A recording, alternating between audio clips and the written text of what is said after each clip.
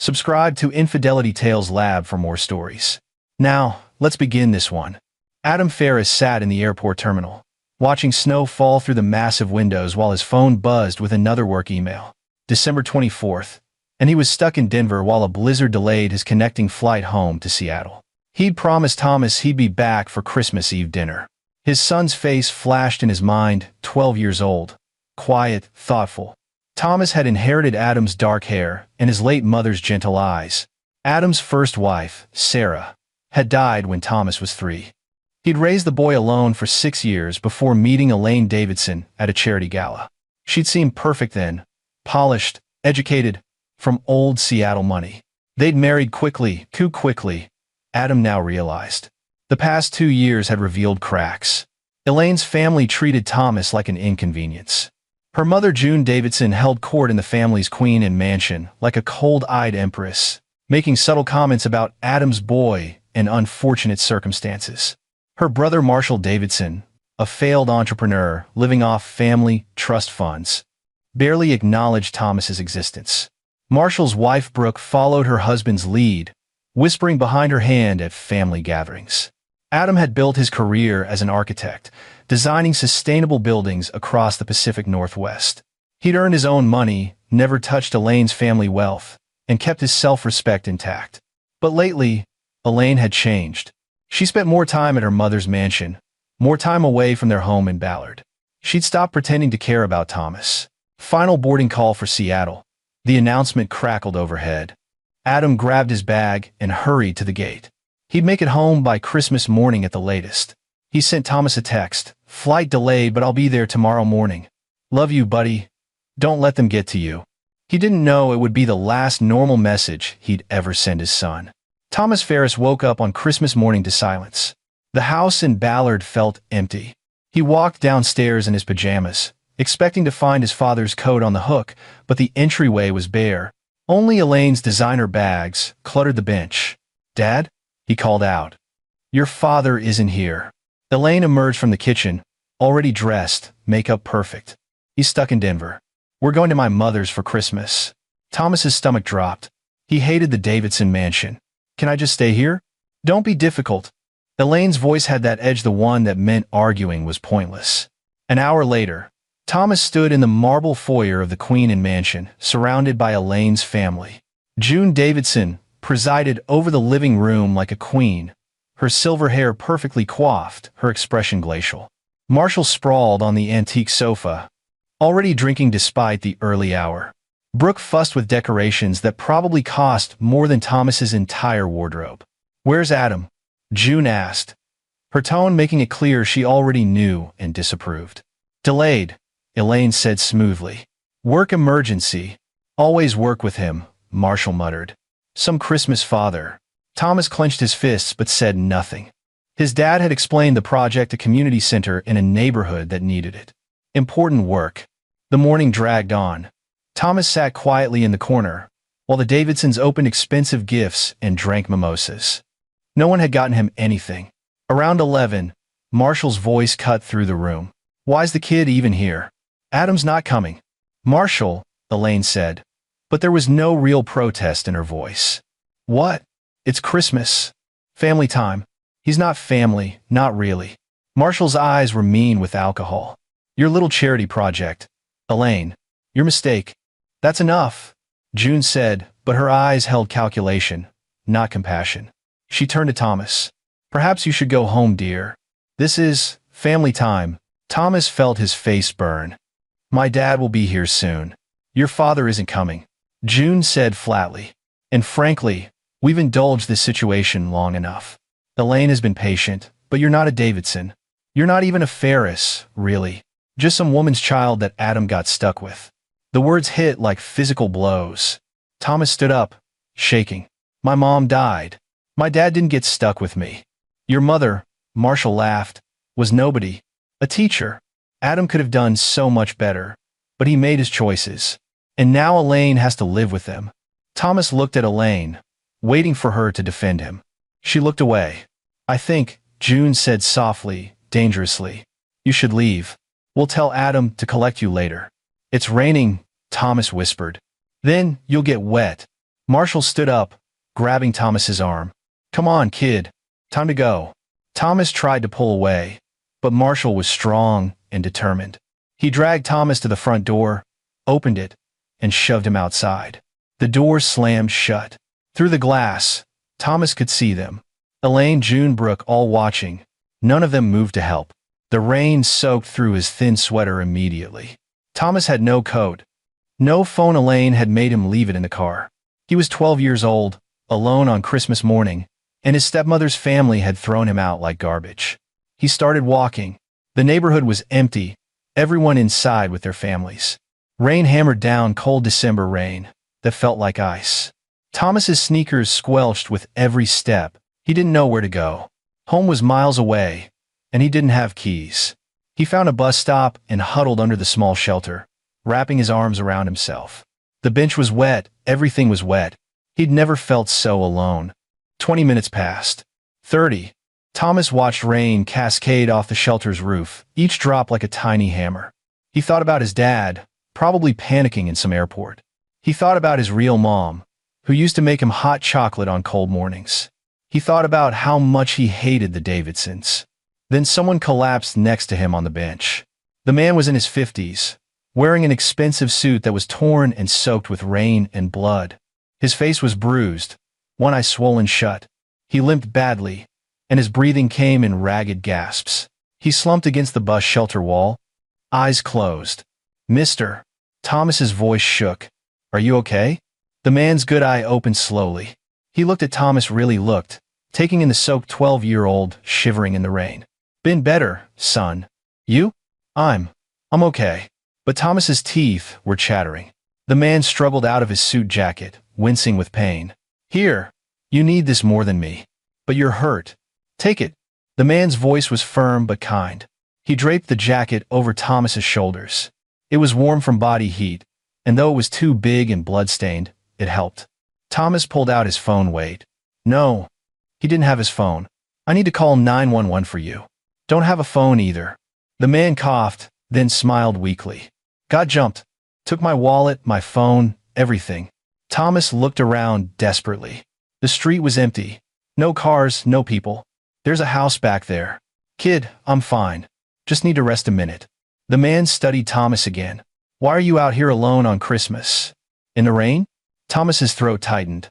He didn't want to cry, but tears mixed with rain on his face. "My stepmom's family, they threw me out." The man's expression changed. Even through the bruising and pain, something hard and cold entered his eyes. "They what?" "They said I wasn't really family. That my mom was nobody. They pushed me outside and locked the door." Silence.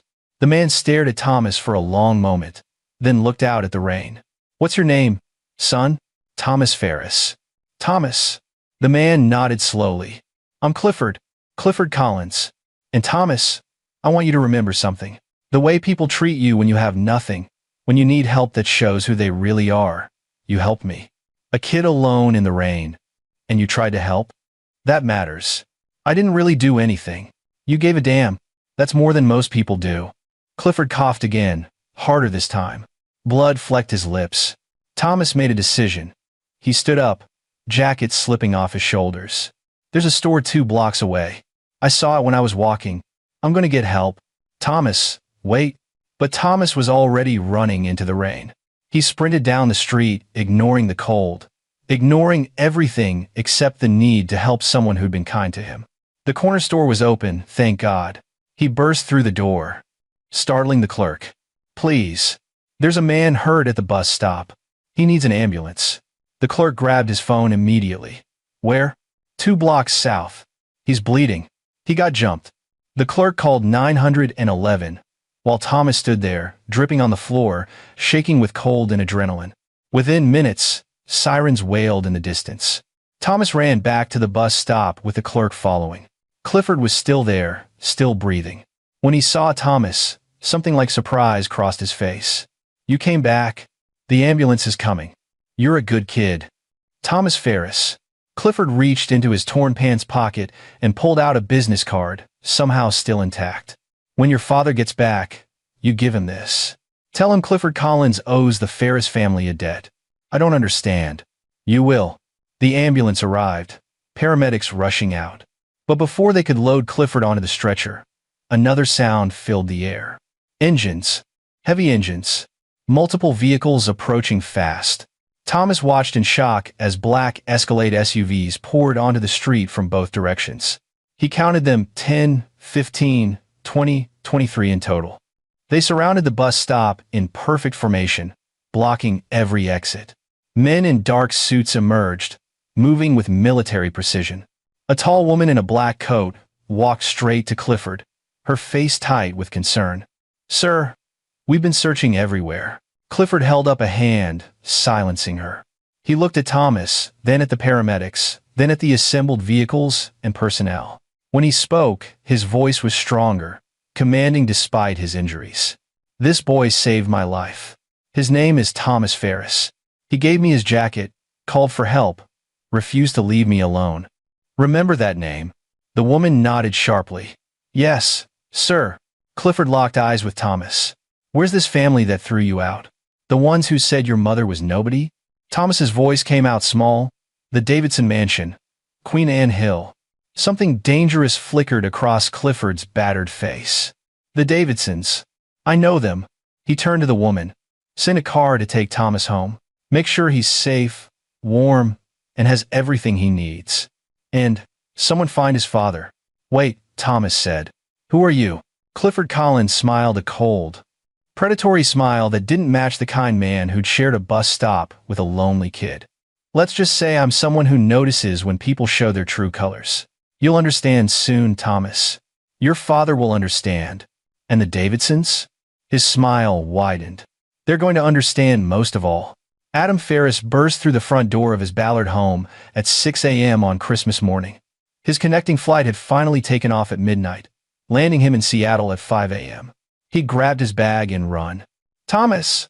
Buddy, I'm home!" Silence. His heart started pounding. He checked Thomas's room empty, bed made. The bathroom, the kitchen, the living room, no sign of his son. Elaine's car was gone. Maybe they'd gone to pick up breakfast. But Thomas's phone was on the kitchen counter, still charging. Adam called Elaine. It rang 4 times before she answered, her voice sleepy and annoyed. "What? Where's Thomas?" A pause. "At your house, I assume. I left him there." "He's not here, Elaine. Where is he?"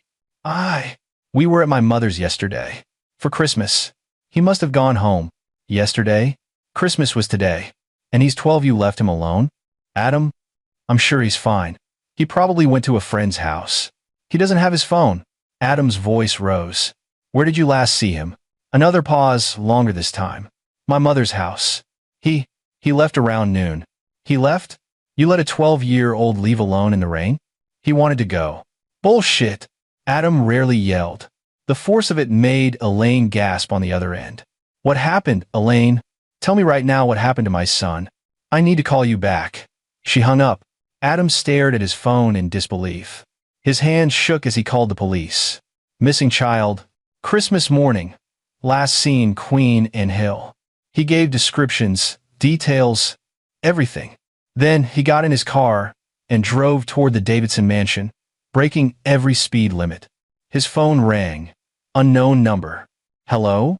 Mr. Ferris? This is Sandra Chin from Seattle General Hospital. Your son Thomas is here. He's safe." Adam's vision blurred. "Is he hurt?" "No, sir. He's fine, cold and a bit shaken, but unharmed. He was brought in with another patient. There's someone here who'd like to speak with you." "Mr. Collins?" A new voice came on the line. Older, male, with authority that commanded attention. "Mr. Ferris, my name is Clifford Collins. Your son saved my life yesterday. I don't understand. Come to Seattle General. 4th floor, VIP wing.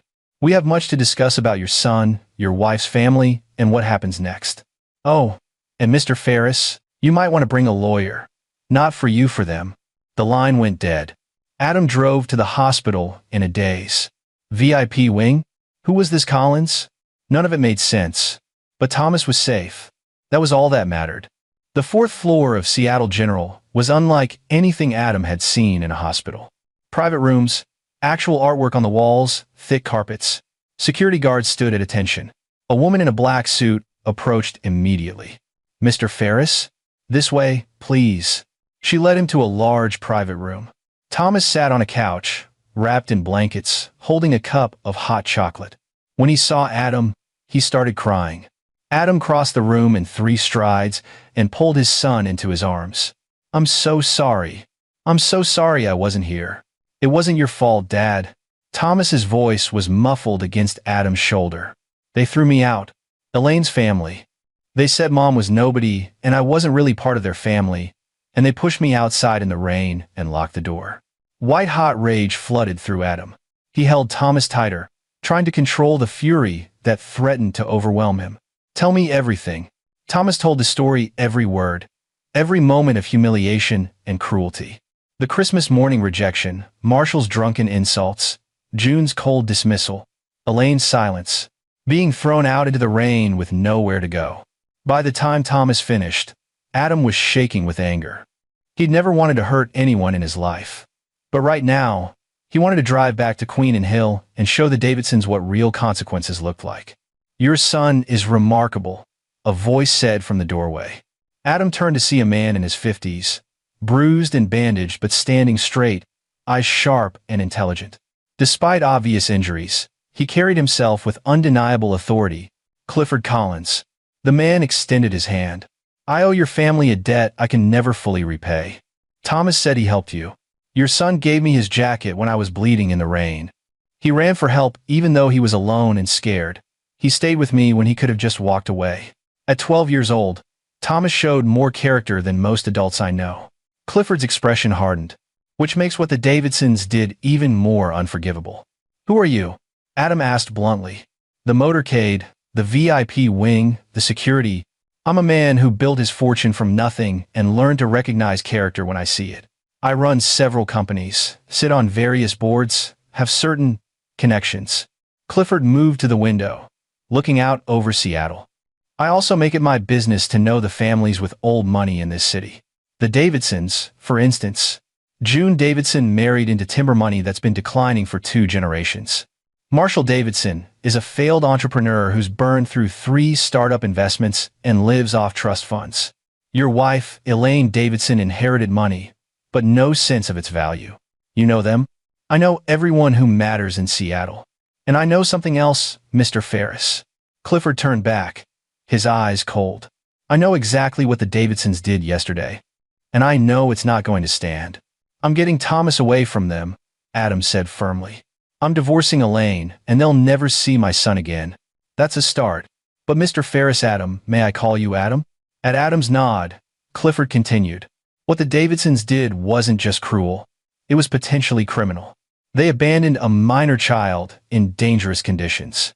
And I'm willing to bet this isn't the first time they've shown their true colors." Thomas spoke up quietly. "Marshall's been drinking more.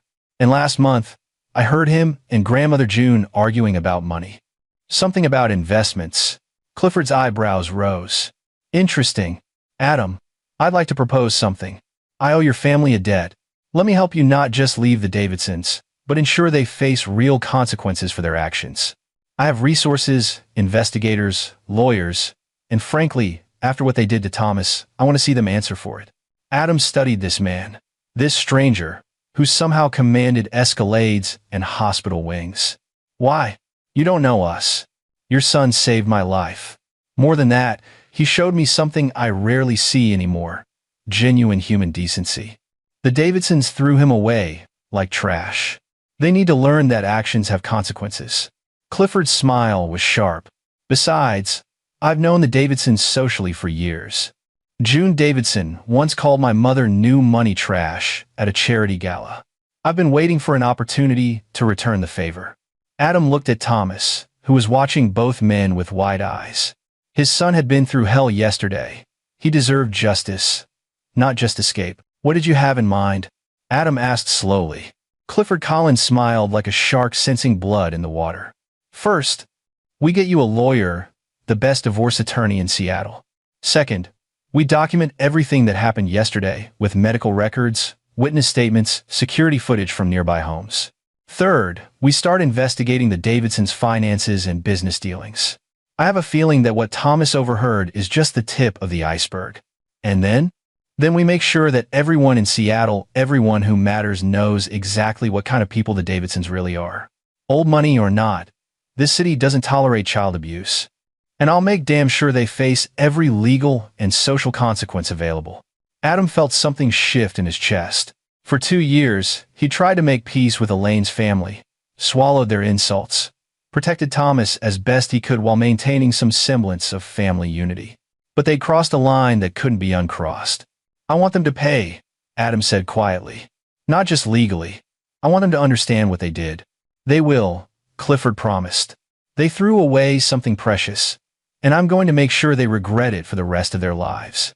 But Adam, I need to know, are you prepared for this to get ugly? The Davidsons won't go down quietly. Adam thought about Thomas shivering at a bus stop, alone and rejected on Christmas morning. I've been playing nice for 2 years. I'm done with nice. Good. Clifford pulled out his phone. I'm making some calls. By this afternoon, you'll have legal counsel. By tomorrow, we'll have a complete financial analysis of the Davidson family holdings. And by New Year's Eve, we'll have enough leverage to make them wish they'd never met Thomas Ferris. Thomas looked up at his father. Dad, what about Elaine? Adam's jaw tightened. Your stepmother stood by and watched them throw you out. She chose them over you. That marriage is over, buddy. I'm sorry. Don't be. Thomas's voice was small but firm. I'm not. Clifford watched the exchange with approval. Smart kid. He gets it from you, Adam. Now, let's talk strategy. The Davidsons think they're untouchable because of their name and their money. We're going to teach them that character matters more than either. And by the time we're done, the name Davidson will be synonymous with everything this city despises. Adam looked at his son, wrapped in blankets, holding hot chocolate, exhausted but alive. Then he looked at Clifford Collins, this mysterious benefactor who'd appeared like an avenging angel. Let's do it, Adam said. Let's make them pay. Outside the window, Seattle stretched out below them, the city waking up to the day after Christmas. Somewhere in Queen and Hill, the Davidsons were probably opening expensive gifts and drinking expensive champagne, oblivious to the storm that was about to destroy their carefully constructed world. They'd thrown away a child in the rain. Now, they were going to learn what it felt like to have everything stripped away. And Adam Ferris, the quiet architect who'd spent 2 years trying to keep the peace, was going to make absolutely certain they never forgot the lesson. The next morning, Adam sat in a conference room at one of Seattle's most prestigious law firms. Across from him sat Lauren Warner, a divorce attorney with a reputation for destroying opposition witnesses and a win record that made even veteran lawyers nervous. Clifford had called her personally. Mr. Ferris, Lauren said, her voice crisp and professional. What your wife's family did constitutes child endangerment under Washington state law. We can pursue both criminal charges and use it as leverage in divorce proceedings. But I need to know everything. No surprises. Adam walked her through his marriage to Elaine, how they'd met, the whirlwind courtship, the gradual shift in her behavior after the wedding. How her family had always treated Thomas as an outsider. The subtle digs, the exclusions from family events, the way they referred to him as Adam's boy rather than by name. I should have left earlier, Adam admitted. I kept thinking things would get better. That if I just gave them time, they'd see what a great kid Thomas is. Abusive family systems don't get better without intervention, Lauren said, matter-of-factly. They escalate. What happened on Christmas was an escalation. The question is whether it's the first escalation or just the first one you witnessed. Adam's stomach dropped. You think they've hurt Thomas before? I think we need to investigate that possibility.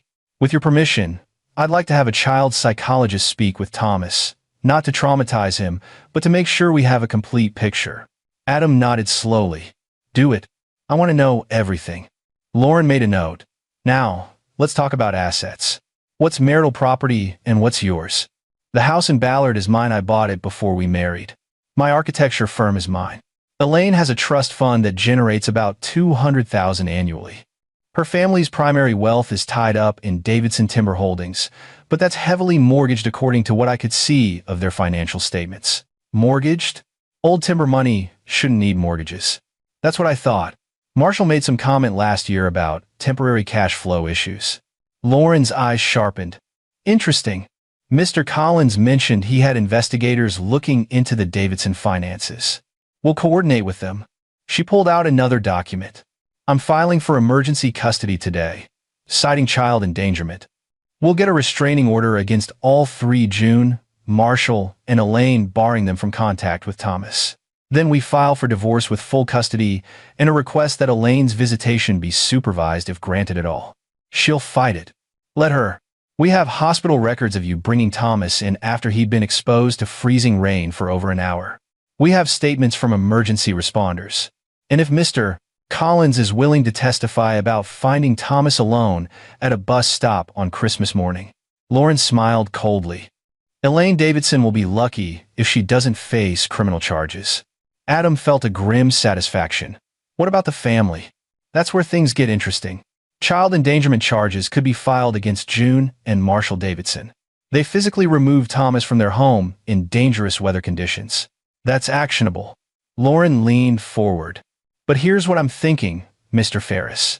Criminal charges are good, but they're not the death blow for people like the Davidsons. Social destruction is. These people live on reputation, on being part of Seattle's old guard. If we expose what they did publicly, they become pariahs, Adam finished. But how do we do that without putting Thomas through hell? Carefully, and with the right allies. Lauren glanced at her phone. Mr. Collins should be arriving any moment. He has information. As if on cue, the conference room door opened. Clifford Collins walked in, moving better than yesterday, but still favoring his left side. Behind him came a younger man carrying a thick folder. Adam. Miss Warner. Clifford took a seat. This is Omar Barrett, my head of corporate security and investigations. Tell them what you found, Omar. Omar opened the folder with the precision of a man delivering a death sentence. The Davidson family is broke, not struggling broke. Davidson Timber Holdings hasn't turned a profit in 6 years. They've been mortgaging assets to maintain their lifestyle. The Queen and Mansion alone has 3 mortgages totaling $4 million. They're underwater. Adam stared. $4 million? That house has been in the family for 90 years. June Davidson mortgaged it repeatedly to cover Marshall's failed business ventures. He started and bankrupted 4 companies in the last decade, each time taking family money with him. The latest was a cryptocurrency investment fund that lost $17 million. Jesus, Lauren muttered. Omar wasn't finished. But here's where it gets criminal. Marshall Davidson has been running what appears to be a Ponzi scheme through a consulting firm he established 2 years ago. He convinced 37 investors, mostly friends and family connections, to invest in a commercial real estate project that doesn't exist. He's raised approximately $8 million and spent it covering previous debts and maintaining the family's lifestyle. That's securities fraud, Lauren said. Federal crime? It gets better, Clifford interjected. Or worse, depending on your perspective. Guess who one of the largest investors in Marshall's scheme is? Adam had a sinking feeling. Elaine? Your wife invested $400,000 from her trust fund 6 months ago. She's either complicit in the fraud or a victim of it. Either way, it complicates her position significantly. Adam leaned back in his chair, processing. The Davidsons have been living on borrowed money and stolen funds while treating Thomas like trash. How did they keep up appearances? Expensive clothes, fancy cars, the mansion all mortgaged or bought on credit. They're playing a shell game, moving money around to avoid creditors. But the game's almost over. I estimate they have maybe 6 months before everything collapses. We're going to accelerate that timeline, Clifford said flatly. Omar, show them the rest. Omar pulled out photographs. These are from December 25th, Christmas morning. Security cameras from neighbors' homes. Watch. He laid out a series of timestamped photos showing Marshall Davidson physically dragging Thomas to the door of the Queen and Mansion and shoving him outside. June Davidson was visible in the background, arms crossed, watching. Elaine stood beside her mother, expression blank. Crystal clear evidence of child endangerment, Lauren said with satisfaction. This is prosecution gold. There's more, Omar continued. Cell phone records show June Davidson called her lawyer at 1:15 p.m. on Christmas Day. We don't have the conversation, but the timing is interesting right after Thomas would have been found. My guess? She was trying to get ahead of potential legal issues.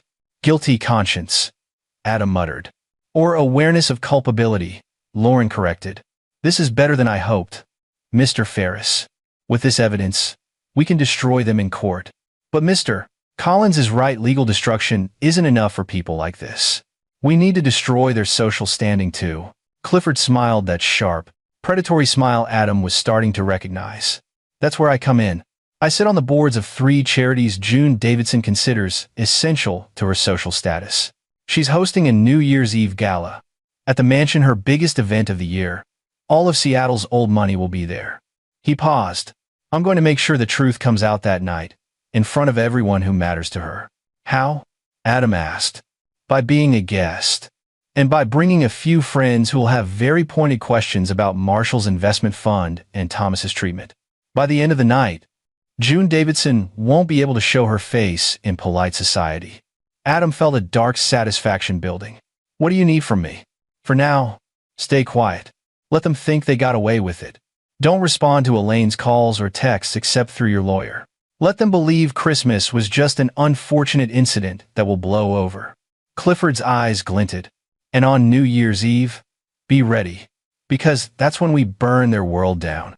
Lauren nodded. I'll have the divorce papers and emergency custody order ready by Friday. We'll serve Elaine at the worst possible moment, probably right before the gala.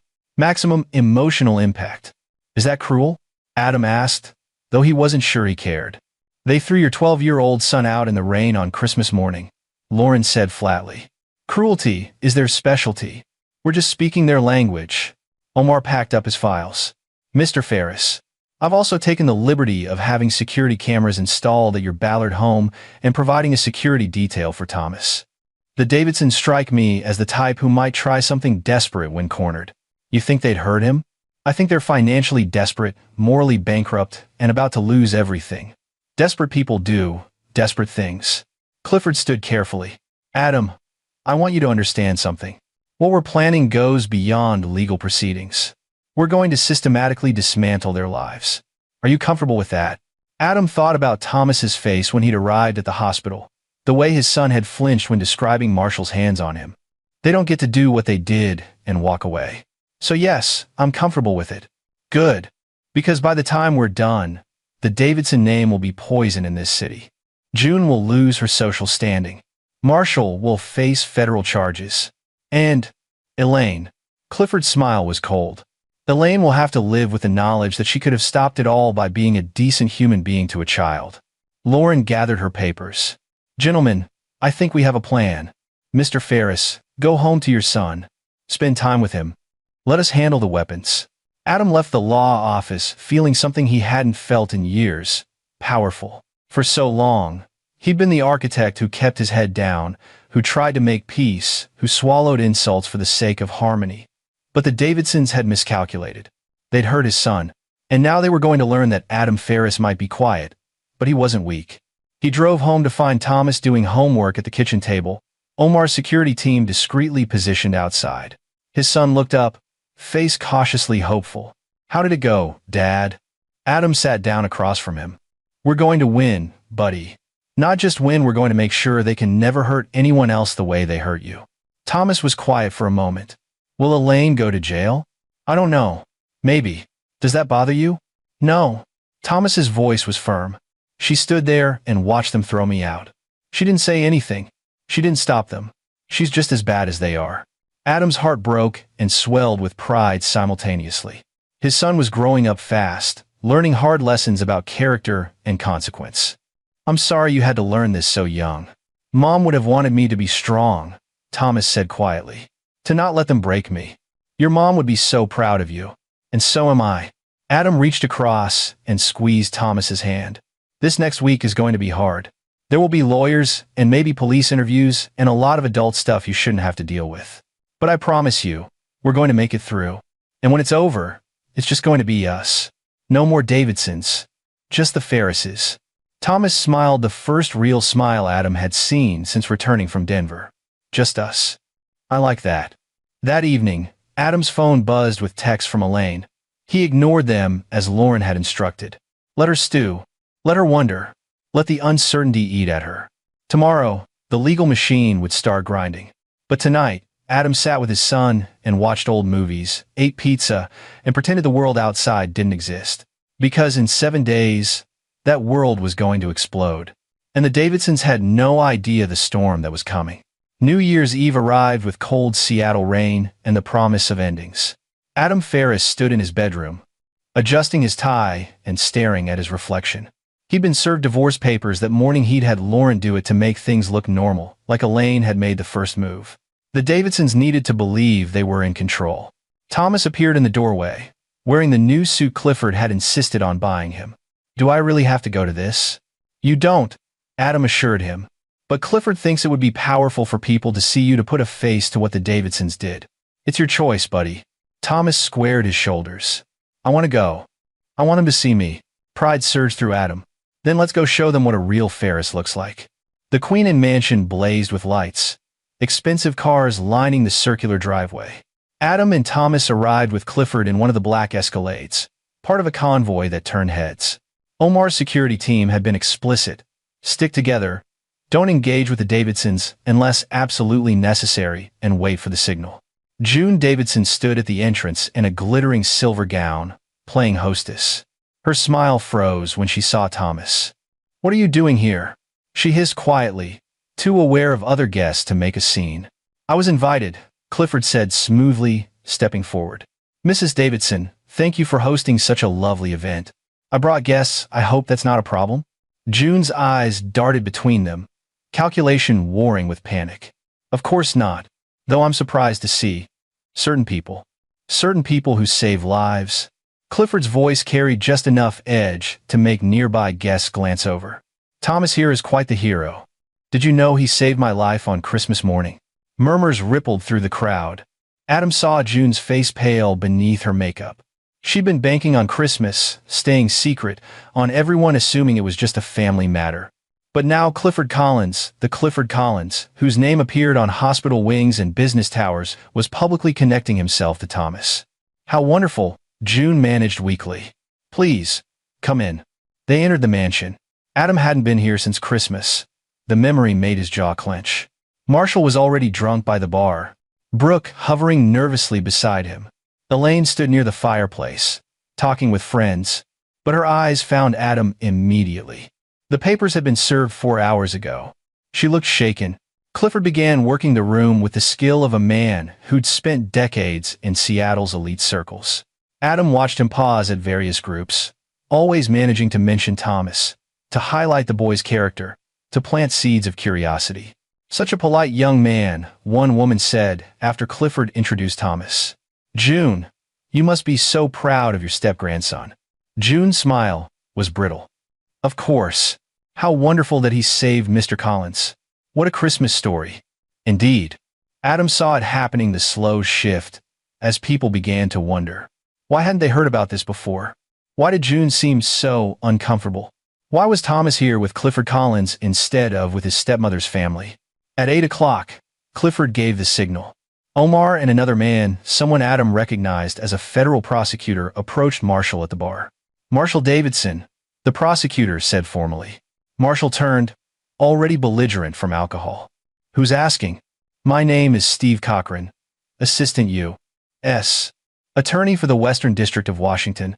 I'd like to ask you some questions about Davidson Investment Consulting and certain representations you made to investors." The room went silent. All eyes turned to Marshall, who'd gone white. "I don't. This isn't the time." "It's exactly the time," Steve said calmly. "We've been investigating your firm for securities fraud. You've defrauded 37 investors of approximately $8 million. I wanted to give you a chance to cooperate before we formally file charges." "You can't do this here," June shrieked, abandoning all pretense of composure. "This is a private event, which is why I'm being polite," Steve replied. "Mr. Davidson can either answer questions now or be arrested tomorrow morning. His choice." Marshall's face crumpled. "It wasn't supposed to.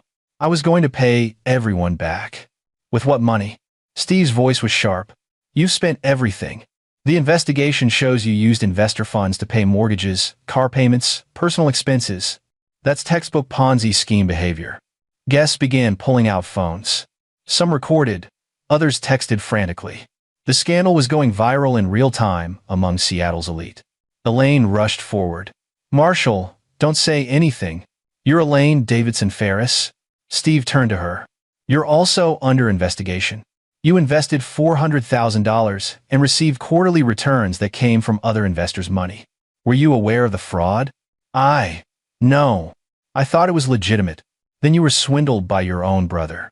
Either way, that money will need to be returned as part of restitution.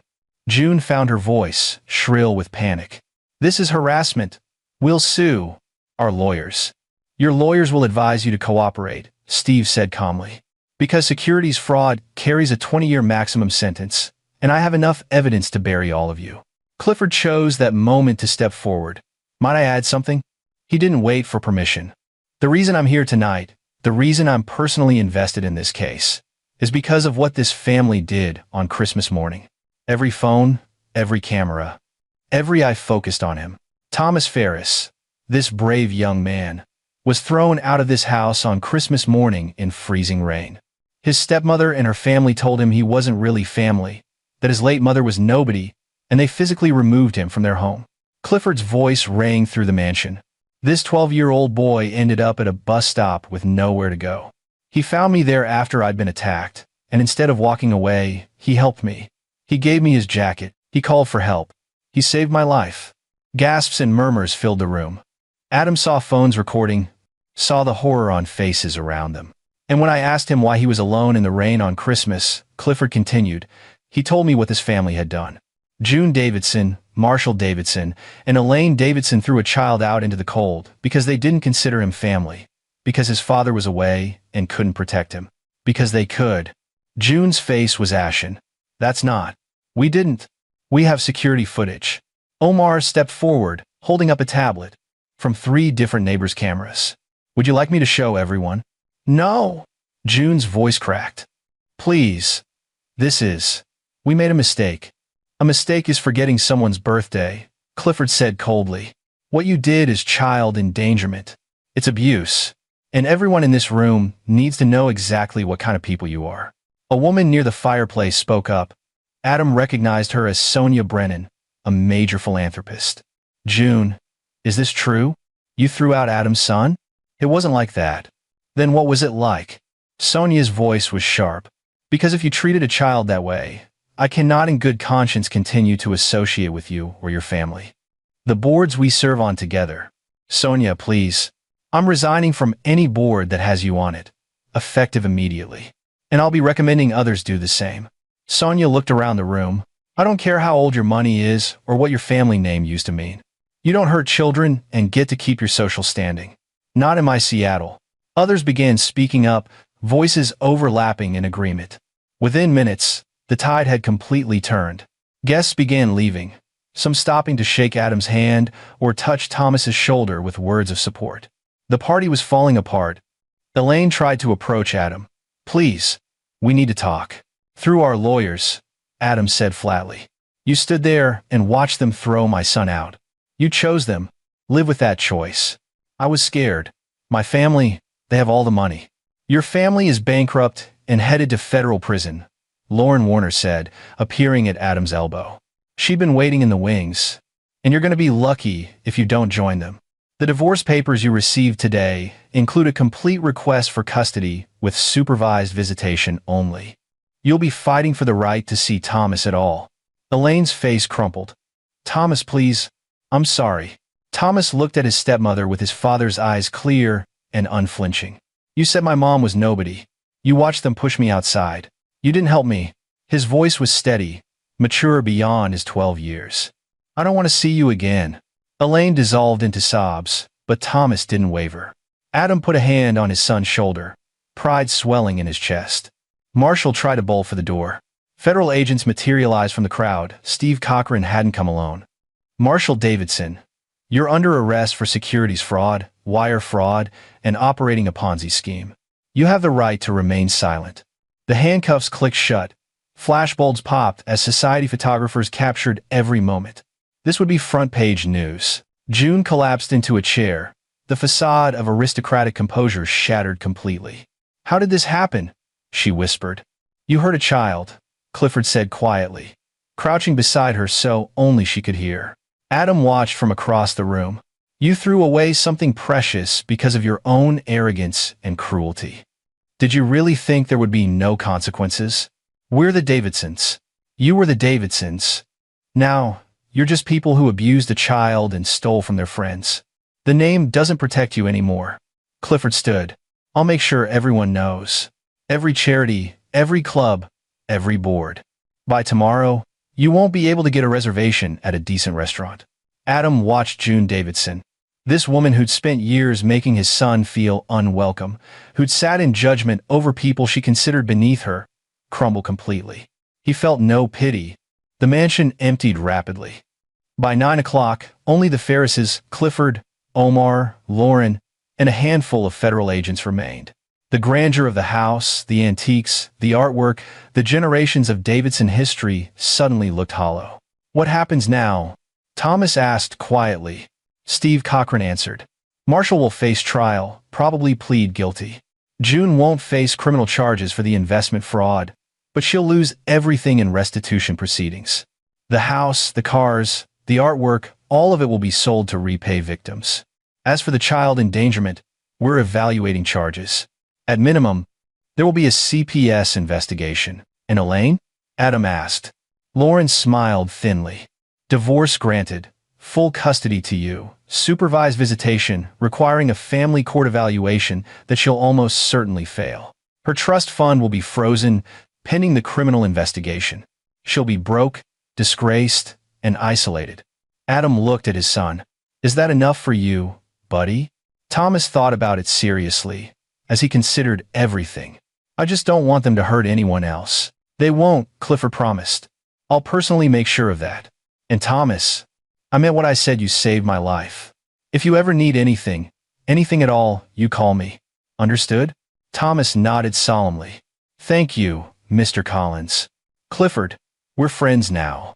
They left the mansion together, walking past the expensive cars and manicured grounds. Behind them, the Davidson empire was collapsing in real time. Investigators photographing evidence, lawyers making calls, the family's carefully constructed world disintegrating. In the Escalade, Thomas leaned against his father. Dad, can we go home now? Yeah, buddy. We're going home. Just us. Just us. As they drove away from Queen and Hill, Adam looked back once at the mansion, lit up like a monument to everything that had fallen. The Davidsons had built their world on arrogance and cruelty, and it had taken just 1 week to bring it all crashing down. Because they'd forgotten the most important rule: actions have consequences. And kindness, real kindness, has power that no amount of money or social standing can match. Thomas had shown that kindness to a stranger in the rain, and that stranger had shown the Davidsons what justice looked like. The new year was just hours away. For the Davidsons, it would bring ruin, but for the Pharisees, for Adam and Thomas, it would bring something they hadn't had in years: freedom. 3 months later, Adam stood in his newly expanded architecture studio, reviewing designs for a community center funded by the Collins Foundation. Clifford had insisted a building created by the Ferris family for a neighborhood that needed it. Thomas sat at a drafting table in the corner, working on his own sketch. He developed an interest in architecture, spending after-school hours in his father's studio. The trauma of Christmas had left marks, but Thomas was healing. Therapy helped. Distance from the Davidsons helped more. The trial had been swift. Marshall Davidson pleaded guilty to avoid a longer sentence and received 8 years in federal prison. June Davidson had lost everything the mansion sold at auction, belongings scattered, social standing completely destroyed. She'd moved to a small apartment in Tacoma, her name now synonymous with cruelty and poor judgment. Elaine had tried to fight the custody arrangement and lost spectacularly. The judge had been particularly harsh after reviewing the Christmas morning evidence. She'd been granted supervised visitation once per month, but Thomas had declined to see her. That was his choice, and Adam supported it. The victims of Marshall's Ponzi scheme were slowly being made whole through asset seizures and restitution, though many would never recover their full investments. Clifford had quietly helped several of the worst-hit investors, though he'd asked Adam not to publicize it. Adam's phone rang. Clifford. Adam, turn on the news. Channel 7. Adam grabbed the remote. The local news showed a courtroom scene. The anchor's voice filled the studio. In a surprise development, June Davidson has been charged with criminal neglect and reckless endangerment in connection with the Christmas incident involving her step-grandson. Prosecutors say new evidence, including testimony from household staff, indicates a pattern of abuse and neglect. Davidson faces up to 2 years if convicted. Adam watched June's mugshot flash on screen, the proud woman who'd once ruled Seattle society now looking haggard and defeated. He felt Thomas appear at his elbow. "Is that Grandmother June?" Thomas asked quietly. He never called her grandmother anymore. "Yeah, buddy. Looks like she's facing charges after all. Will she go to jail?" "Maybe. Probably." Adam turned off the TV. "Does that bother you?" Thomas thought about it. "I used to think I'd feel happy if they got punished. But I just feel nothing. Like they don't matter anymore." Adam pulled his son into a hug. "That's called moving on. It's healthy. Do you feel that way? About Elaine?" Adam considered the question honestly. "I'm not angry anymore. I'm just glad we're free of them. And grateful that everything happened the way it did, because otherwise we might have stayed trapped in that situation for years." "Me too." Thomas pulled back, smiling. "Can we finish the design for the youth center? I had an idea for the recreational space." "Show me." They spent the next hour working side by side, father and son, designing something beautiful and useful. Outside, Seattle bustled with life. Somewhere, the Davidsons were dealing with consequences. But in Adam Ferris's studio, surrounded by blueprints and possibility, the past was finally past. That evening, Clifford joined them for dinner at a local restaurant, their weekly tradition now. He moved easier these days, the Christmas injuries healed, though he still had a slight limp. He'd laughed it off. A small price to pay for meeting the Pharisees. "I have news," Clifford announced over appetizers. "My board approved the scholarship fund in Thomas's mother's name. The Sarah Ferris Memorial Scholarship will help 20 students annually attend college. We're announcing it next month." Adam's throat tightened. "Clifford, you don't have to. I want to. Sarah was a teacher, right? She dedicated her life to helping kids. This honors that. And Thomas helped create it by being the kind of kid she'd be proud of." Thomas stared at his plate, eyes bright with unshed tears. "Thank you," he whispered. "Thank you, Thomas. You reminded me that character matters more than anything else. I'd lost sight of that in my business dealings. You gave me back something I'd forgotten." They ate and talked and laughed. 3 people bound by a chance encounter that had changed everything. As they left the restaurant, Adam noticed a couple staring at them, whispering, pointing. He tensed, old instincts kicking in. But then the woman approached, smiling kindly. "Are you Thomas Ferris?" Thomas nodded cautiously. "I just wanted to say thank you. My father was one of Marshall Davidson's victims. He lost his retirement savings. What you did helping Mr. Collins, being brave enough to come forward about what the Davidsons did, you helped expose them. My father's getting some of his money back because of you. So thank you." Thomas blushed. "I didn't really do anything. You did everything that mattered." She squeezed his shoulder gently, then walked away. "You're famous," Clifford teased. "I hate famous," Thomas muttered, but he was smiling. They walked to the parking lot. The Seattle night cool and clear. Adam's phone buzzed a text from Lauren Warner. "June Davidson convicted on all counts, sentencing in 30 days. Expect 18 to 24 months. Adam showed Clifford the text. "It's over." "Not quite," Clifford said. "Justice is slow. But yes, the major battles are won." He looked at Thomas. "You should be proud, both of you. A lot of people would have just walked away, tried to forget what happened. You fought back. You made them answer for what they did." "We had help," Adam said meaningfully. "Friends help friends. That's how it works." Clifford clapped Adam on the shoulder. "Now, same time next week? I'm thinking Italian." "You're paying," Adam said. "Always." They parted ways, Adam and Thomas driving home through familiar streets. The Ballard house glowed warm and welcoming. Inside, Thomas had hung artwork on the walls, his own drawings and paintings, things he'd created in art therapy. The house felt lived in, loved, free. As Thomas got ready for bed, Adam stood in the doorway of his room, like he had when Thomas was small. "You okay, buddy?" "Yeah, Dad. I'm good." Thomas paused. "Do you think Mom would be proud of how we handled everything?" "I know she would be. You showed more courage and character than most adults ever manage. She'd be so proud." I'm so proud. Even though everything got kind of crazy, especially because everything got crazy. You could have become bitter or angry or mean. Instead, you helped a stranger in the rain. That's who you are, Thomas. That's who your mom raised you to be before she died. And who we've both worked to keep you being. Don't lose that. I won't. Adam turned off the light, leaving the door cracked open the way Thomas still preferred. In his own room, he stood at the window, looking out over the neighborhood. 3 months ago, he'd been trapped in a toxic marriage, watching his son suffer, feeling powerless to change things. Then Christmas had happened.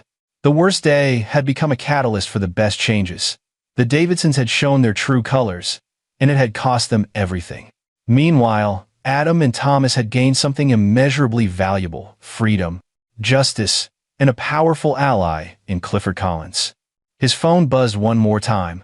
An email from Elaine's lawyer requesting a modification to the visitation arrangement. Adam deleted it without reading past the subject line. That part of his life was over. He thought about June Davidson facing prison time, Marshall already behind bars, Elaine struggling to rebuild a life she destroyed through her own choices. He waited to feel satisfaction, vindication, triumph. Instead, he just felt tired, and then he felt relief. Because the absence of anger meant healing. The Davidsons no longer had power over him or Thomas. They were just people facing consequences for their actions. Adam climbed into bed, exhaustion pulling him down. Tomorrow would bring new projects, new challenges, new possibilities. The community center design was due next week. Thomas had a school field trip Adam was chaperoning. Clifford was introducing them to some board members who might commission more work. Life was moving forward. Not defined by what the Davidsons had done, but by what the Pharisees had overcome. And somewhere out there in the Seattle night, a lesson had been learned and was still being learned by those who needed to hear it. Kindness matters, character matters, and when you throw away something precious, the universe has a way of making you regret it. Thomas Ferris had given a stranger his jacket in the rain. That stranger had given them justice. And Adam Ferris had learned that being strong didn't mean never needing help. It meant accepting help when it came, fighting for what mattered, and protecting the people you loved with everything you had. The Davidsons were finished. Their empire had crumbled. Their name was ruined. But the Pharisees? The Pharisees were just beginning. And that was the victory that mattered most. And there you have it. Another story comes to an end. What did you think? I'd love to hear your thoughts in the comments below. If you enjoy this story, consider joining our community by subscribing. It means the world to us. For more stories like this one, check out the recommended videos on screen. And I'll see you there. Welcome back to another episode of Infidelity Tales Lab. We're thankful for your continued viewership. Before we begin, tell us, where in the world are you watching from? We love knowing our global reach. Now, let's dive into today's story. Chapter 1. The Foundation. Ryan Mitchell had built his life like he built everything else. Methodically, with precision and an unforgiving attention to detail. At 42, he owned Mitchell Construction, a company that had grown from a one-man operation into the most sought-after luxury home builder in Millbrook County. His hands, scarred from years of manual labor before success found him, now signed contracts worth millions. The Mitchell family lived in a testament to Ryan's craftsmanship, a sprawling colonial mansion he designed and built himself on 15 acres of pristine land. Every beam, every tile, every fixture had been chosen with care. It was meant to be their forever home, a legacy for their son Tyler. Lisa Mitchell moved through their perfect house like a ghost of her former self. Once, she'd been the fierce paralegal who'd fought alongside Ryan when contractors tried to cheat him in his early days. Now, at 38, she spent her days at the country club, maintaining friendships with women who'd never worked a day in their lives. The transition from struggle to success had changed her, though Ryan had been too busy building their empire to notice when exactly she'd stopped being his partner and started being just another beautiful accessory in their perfect life. Tyler, their 15-year-old son, had inherited Ryan's sharp mind and Lisa's stunning features. He excelled in school, played varsity soccer, and had never given his parents a moment's trouble. Yet lately, Ryan noticed the boy seemed nervous around his mother, especially when Brad Coleman was around. Brad Coleman, The name left a bitter taste in Ryan's mouth even before he knew the truth. At 35, Brad was everything Ryan had never been: polished, Ivy League educated, born into wealth rather than building it from nothing. He'd moved to Millbrook 6 months ago, claiming he wanted to escape the stress of Manhattan corporate life. Brad had inherited enough money to live comfortably without working, spending his days at the country club and his nights attending every social gathering in their affluent community. Ryan had initially dismissed Brad as another rich playboy, harmless and forgettable. But Brad had a predatory intelligence hidden beneath his charming smile. He identified Lisa's loneliness, her resentment at being sidelined from Ryan's business success, her nostalgic yearning for excitement. Brad didn't just seduce Lisa. He studied her, manipulated her, made her believe that Ryan's dedication to their family security was actually neglect. The signs had been there for months. Lisa's new workout schedule that conveniently coincided with Brad's gym hours. Her sudden interest in wine tastings and art gallery openings, events Brad frequented. The way she'd light up when Brad's name was mentioned, then quickly mask her enthusiasm. Her phone, which had once been casually left around the house, now permanently attached to her hand. But Ryan had been focused on the biggest contract of his career, designing and building an exclusive resort community. The project would cement his company's reputation and secure Tyler's college fund, but it demanded 16-hour days and constant travel for site inspections. What Ryan didn't know was that Lisa and Brad's affair had escalated beyond secret meetings. They'd begun discussing their future together, and Tyler had become an obstacle in their twisted romance. The boy had started asking uncomfortable questions, noticing Brad's frequent presence when Ryan was away. Lisa, consumed by her passion and Brad's manipulation, had begun to see her own son as a threat to her happiness. The evening everything changed started like any other. Ryan returned from a 3-day site visit to find the house unusually quiet. Lisa claimed Tyler was at soccer practice, but something felt off. Tyler's gear was still in the mudroom, and practice had been canceled due to rain, a fact Ryan discovered when he called the coach.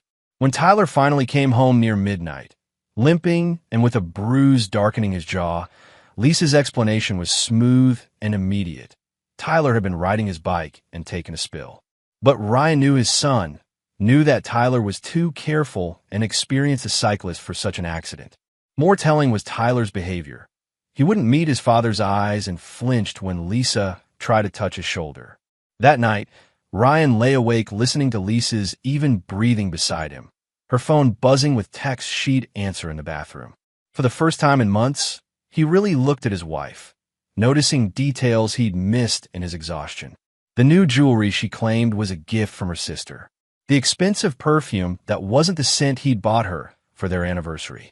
The way she'd started working out obsessively, transforming her body with an intensity that suggested she was performing for someone. Ryan had built his success on his ability to see problems before they became disasters, to anticipate structural weaknesses and reinforce them. As he stared at the ceiling that night, he realized his marriage had developed cracks he'd been too busy to notice, and now those cracks were threatening to bring down everything he'd built. He'd always lived by a simple code. Loyalty earned loyalty, and betrayal earned consequences. In business, contractors who tried to cheat him found themselves blacklisted throughout the industry. Suppliers who delivered substandard materials never received another contract. Ryan didn't believe in second chances when trust was broken. It was a weakness that invited further exploitation. What Ryan didn't yet understand was that his wife and her lover had already crossed lines that would demand the kind of justice the legal system couldn't provide. Chapter 2: The Unraveling. The next morning brought an unsettling normalcy. Lisa hummed while making breakfast, her mood inexplicably bright despite Tyler's obvious discomfort. She peppered their son with questions about school, his upcoming soccer tryouts, his plans with friends, all while Tyler responded in monosyllables, never quite looking at her directly. Ryan watched this performance over his coffee, his contractor's eye noting every false beam in Lisa's cheerful facade. When she announced she'd be spending the day shopping with her friend Monica, Ryan made a decision that would change everything. "Tyler," he said after Lisa left, Want to help me with the Riverside project today? I could use someone to check measurements. Tyler's relief was palpable. Away from the house, away from Lisa's watchful presence, the boy gradually relaxed. They worked in comfortable silence for an hour before Ryan broached the subject carefully. That's quite a bruise you've got there. You sure you want to tell me it came from a bike accident? Tyler's hands stilled on the measuring tape.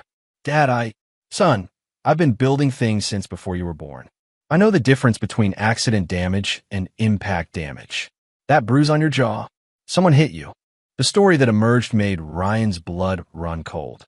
Tyler had come home early from school the previous day with a fever, expecting to find the house empty. Instead, he discovered Lisa and Brad together in the living room. Ryan's living room, on the furniture Ryan had chosen, beneath family photos Ryan had hung. Tyler had tried to leave quietly, but Brad had spotted him. What followed wasn't just an affair discovered, but something far more sinister. Brad had cornered Tyler, his charming mask slipping to reveal something predatory underneath. When Tyler threatened to tell his father, Brad had struck him, hard enough to knock the 15-year-old to the ground. But Lisa's reaction was what truly chilled Ryan to the bone. Instead of protecting her son, she'd sided with Brad, helping to craft the story about the bike accident. She'd looked her injured child in the eye and demanded his silence, threatening to send him to military school if he told his father the truth. Dad, Tyler whispered, his voice breaking, I don't think Mom loves us anymore. Ryan pulled his son close, feeling a rage building inside him unlike anything he'd ever experienced. In that moment, every ruthless instinct that had carried him from poverty to success crystallized into a singular focus. Lisa and Brad had made the most fatal mistake possible. They'd threatened his child. That evening, Ryan began his investigation in earnest. He hired Derek Torres, a private investigator he'd used for background checks on major clients. Derek was a former police detective who'd left the force after refusing to look the other way on corruption. He understood men like Ryan, men who built empires through sheer will and protected them with absolute ruthlessness. The initial surveillance report arrived within days. Brad Coleman wasn't just some rich dilettante seeking thrills in a small town. He'd been expelled from 3 private schools for bullying younger students and had a sealed juvenile record that Derek's contacts couldn't access, but could confirm existed. His family money came with strings, a trust fund that could be revoked if he brought scandal to the family name. More damning was the timeline Derek established. Lisa and Brad's affair had been going on for 4 months, not the few weeks Ryan had suspected. They'd been methodical in their deception, using Lisa's country club activities as cover while they planned what Derek's sources suggested was more than just a casual fling. The breaking point came on a Thursday evening 2 weeks later. Ryan returned from a client dinner to find Tyler sitting on the front porch steps, his left wrist swollen and cradled against his chest. What happened? Ryan demanded, his voice deadly calm. Tyler's explanation was halting, punctuated by glances toward the house where voices could be heard arguing behind closed windows. Tyler had interrupted another of Lisa and Brad's afternoon encounters, this time in Ryan's study. When the boy had protested their presence in his father's private space, Brad had grabbed his wrist and twisted it, threatening far worse if Tyler didn't learn to mind his own business. Lisa had once again chosen Brad's side, telling Tyler he was being dramatic and that he should be grateful Brad was willing to be a positive male influence in his life while Ryan was so often absent. Ryan examined his son's wrist with hands that trembled with barely controlled fury. Not broken, but badly sprained. He sent Tyler to his room, then walked into his house like a stranger surveying enemy territory. He found Lisa and Brad in the kitchen, sharing a bottle of wine that Ryan recognized as a vintage he'd been saving for his and Lisa's 20th anniversary. They were laughing, their intimacy casual and comfortable in a way that spoke of long familiarity. Ryan, Lisa's surprise seemed genuine.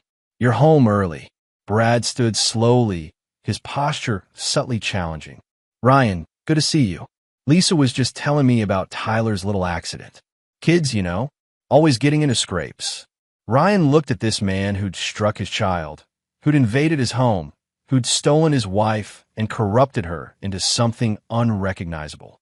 He thought of Tyler upstairs, nursing an injury inflicted by a coward who preyed on children.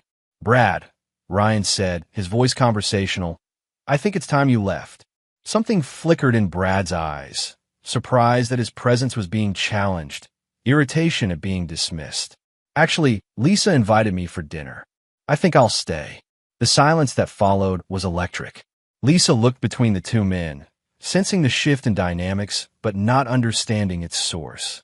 Brad seemed to realize he'd miscalculated, but his pride wouldn't let him back down. Ryan smiled, and Lisa later said it was the most terrifying expression she'd ever seen on her husband's face. "No," Ryan said quietly, "you won't." That night, after Brad had left and Lisa had retreated to the guest bedroom following a bitter argument, Ryan sat in his study planning the most important project of his life. He'd built a construction empire by understanding that every structure needed a solid foundation and that weak materials had to be removed before they could cause catastrophic failure. His marriage was beyond repair. The foundation had been rotted out by betrayal. But he would ensure that when it came down, he'd be the one controlling the demolition. Chapter 3. The Blueprint. The emergency room call came 3 weeks later, exactly as Ryan had anticipated. Lisa's voice was shrill with panic, claiming Tyler had been hurt in an accident at home. But Ryan knew better. He'd been tracking every move Brad and Lisa made, every lie they told, every escalation in their increasingly reckless behavior. Derek's surveillance had revealed a disturbing pattern. Brad's interactions with Tyler had grown more aggressive, more controlling. He'd begun treating the boy like an obstacle to be removed rather than a child to be tolerated. Lisa, completely under Brad's influence, had started viewing her own son as an impediment to her happiness. The accident had been inevitable. Tyler had discovered Lisa taking money from Ryan's home safe, money intended for Tyler's college fund, to finance an upcoming weekend getaway with Brad. When Tyler threatened to tell his father, the confrontation had turned physical. Ryan had prepared for this moment. He'd installed hidden cameras throughout the house weeks earlier, disguised as routine security upgrades that Lisa had barely noticed. Every violent encounter, every threat against Tyler, every moment of Lisa choosing her lover over her son had been recorded in high definition. At the hospital, the scene played out exactly as Ryan had orchestrated. When Lisa tried to bar him from Tyler's room, claiming their son didn't want to see him, the nurse's intervention was perfect timing. Tyler's desperate plea for his father, his whispered revelation about Lisa and Brad's abuse, and Ryan's call to the police were all witnessed by hospital staff who would later testify to the family's dynamics. But Ryan's real masterstroke was what he'd done before arriving at the hospital. While Lisa and Brad had been dealing with Tyler's injuries, Ryan had been downloading every surveillance video, every recorded conversation, every piece of evidence Derek had gathered. He'd also made strategic phone calls to Brad's family trustees in New York, to Lisa's employment lawyer's sister who'd always disapproved of the marriage, and to certain members of the country club board who prized reputation above all else. As the police took statements and Tyler received treatment for his injuries, a concussion and severely bruised ribs, Ryan watched Lisa realize her world was collapsing. Brad, faced with potential assault charges against a minor, immediately began distancing himself from both Lisa and the situation. His polished facade cracked under police questioning, revealing the entitled coward underneath. But this was only the beginning of Ryan's revenge. He'd spent 3 weeks building a trap with the same meticulous planning he brought to his most complex construction projects. Every beam was precisely placed, every support carefully calculated to create maximum damage when the structure finally collapsed. Within hours of the police reports being filed, Brad received a call from his family's legal team. The trust fund that supported his lifestyle came with morality clauses that his assault of a minor had violated. His monthly allowance was immediately suspended pending a full investigation.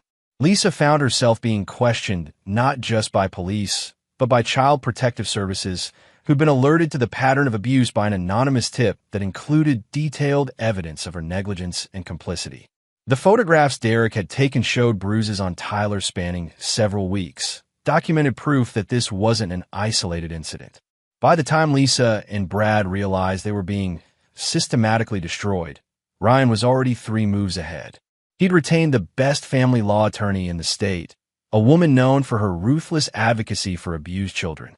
He'd had Lisa's financial access to their accounts frozen, citing the theft from Tyler's college fund as grounds for emergency protective measures. But Ryan's cruelest stroke was psychological. He'd arranged for surveillance footage of Lisa and Brad's most intimate moments to be accidentally discovered by Lisa's conservative mother during what should have been a routine visit to check on Tyler. The resulting family scandal would ensure Lisa's social and financial support network crumbled just when she needed it most. As Ryan sat in Tyler's hospital room, watching his son sleep peacefully for the first time in months, he felt the satisfaction of a job well done. But this was only the demolition phase. The real construction of his revenge was just beginning. Lisa and Brad had thought they were playing a game of deception and manipulation with a distracted workaholic. They'd failed to understand that Ryan Mitchell didn't just build structures. He built systematic destruction for those who betrayed him. And unlike the quick collapse of a controlled demolition, Ryan's revenge would be a slow, methodical dismantling that would leave his enemies with nothing but regret and the bitter knowledge that they'd brought their destruction upon themselves. In the hallway outside Tyler's room, Lisa sat in a plastic chair, her designer clothes wrinkled, her perfectly styled hair disheveled, finally understanding the magnitude of what she'd unleashed. Brad was nowhere to be found. He'd fled as soon as the police finished their initial questioning, his loyalty lasting exactly as long as it took for real consequences to appear. Ryan looked at his wife through the window, feeling nothing but cold satisfaction. She'd made her choice when she'd chosen her lover over their son. Now she would live with the consequences of that choice for the rest of her life. The foundation of their family had been corrupted beyond repair. But from its ruins, Ryan would build something stronger. A life where Tyler never had to fear the people who should have protected him, where loyalty was rewarded and betrayal was punished without mercy. He'd learned long ago that some structures couldn't be renovated. Sometimes, the only option was complete demolition and starting fresh. Lisa and Brad were about to discover that Ryan Mitchell built his revenge the same way he built everything else, to last forever. Chapter 4. The Siege. The week following Tyler's hospitalization became a masterclass in systematic destruction. Ryan had returned to work with the focused intensity his employees recognized as his war mode, the same energy he brought to impossible deadlines and hostile takeovers. But this time, his target wasn't a construction project or business rival. This time, he was dismantling 2 lives with the precision of a surgeon and the ruthlessness of an executioner. Brad Coleman discovered the first phase of his destruction when he arrived at the Millbrook Country Club for his usual morning workout. The desk attendant, a young woman who'd always greeted him with flirtatious smiles, now refused to meet his eyes as she informed him his membership had been suspended pending review of recent legal complications. The board had acted swiftly once Ryan's carefully orchestrated whisper campaign reached the right ears. Country club memberships in Millbrook weren't just about golf and tennis. They were about reputation, social standing, and the kind of network connections that kept wealthy families wealthy. Brad's assault of a 15-year-old boy, combined with his affair with a married member's wife, had violated every unwritten rule of their insular community. But losing his social anchor was nothing compared to what awaited Brad at his rented estate. Ryan had discovered that Brad's lease was month to month, and his landlord, a wealthy widow named Eleanor Hartwell, was a close friend of Tyler's grandmother. A single conversation with Mrs. Hartwell, including selected surveillance photos of Brad and Lisa's activities in her pristine guest house, had resulted in an immediate eviction notice. Brad's trust fund lawyers called that afternoon with devastating news. The morality clauses in his inheritance weren't just about criminal charges. They extended to any behavior that brought public shame to the Coleman family name. With local media beginning to pick up the story of the construction magnate's son being assaulted by his mother's lover, Brad's monthly allowance was permanently terminated. For a man who'd never worked a day in his life, who'd lived entirely on family money since graduating college, the financial reality hit like a sledgehammer. Without his trust fund, he couldn't afford his lifestyle, his rent, even his luxury car payments. Within 72 hours, Brad Coleman went from wealthy playboy to effectively homeless and unemployed. But Ryan's assault on Brad was only beginning. Derek Torres had spent weeks mapping Brad's life, identifying every weakness, every dependency, every source of comfort and security. The private investigator's military background had taught him that true victory came not from a single devastating blow, but from sustained pressure that broken enemies will to fight. The second wave of destruction targeted Brad's few remaining assets. His luxury SUV, it turned out, was leased through a company that prioritized clients with sterling moral character. His insurance, auto, health, and personal liability had clauses that allowed for cancellation following criminal charges. His credit cards, all backed by his now-frozen trust fund, were systematically canceled. Ryan had even arranged for Brad's gym membership, his only remaining social outlet, to be revoked. The gym owner owed Ryan's construction company a favor. Mitchell Construction had built the facility at cost after the owner's previous contractor had gone bankrupt mid-project. When Ryan explained that Brad had assaulted his son, the membership cancellation was immediate and permanent. Meanwhile, Lisa faced her own systematic destruction. Ryan's lawyers had moved with frightening efficiency, freezing all joint accounts and credit cards pending the outcome of Tyler's Protective Services investigation. Lisa discovered she couldn't access the money she'd grown accustomed to spending freely, couldn't charge her shopping expeditions or spa treatments, couldn't even pay for gas without Ryan's explicit approval. The social isolation was even more devastating. Lisa's carefully cultivated friendships were built on status and mutual benefit, relationships that evaporated the moment her position became uncertain. Women who'd gossiped with her over tennis lunches now avoided her calls. Charity organizations quietly removed her from their boards. Even her weekly hair appointment was canceled when her credit card was declined, and the salon owner, another of Ryan's grateful clients, refused to extend credit. But Ryan's cruelest innovation was denying Lisa access to Tyler. The boy was staying with Ryan's sister Rebecca while recovering from his injuries, and Child Protective Services had granted Ryan temporary sole custody pending their investigation. Lisa could see her son only during supervised visits, and only if Tyler agreed to the meeting. Tyler, finally free from his mother's manipulative influence, had found his voice. During his interview with social workers, he provided a devastating account of months of emotional abuse, physical intimidation, and his mother's complete failure to protect him. The boy's testimony, combined with Ryan's surveillance evidence, painted a picture of systematic child endangerment that made Lisa's supervised visits increasingly uncomfortable for everyone involved.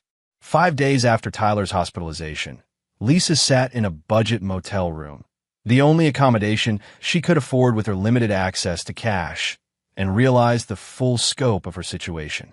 Her husband controlled every aspect of their financial life. Her lover had abandoned her the moment real consequences appeared.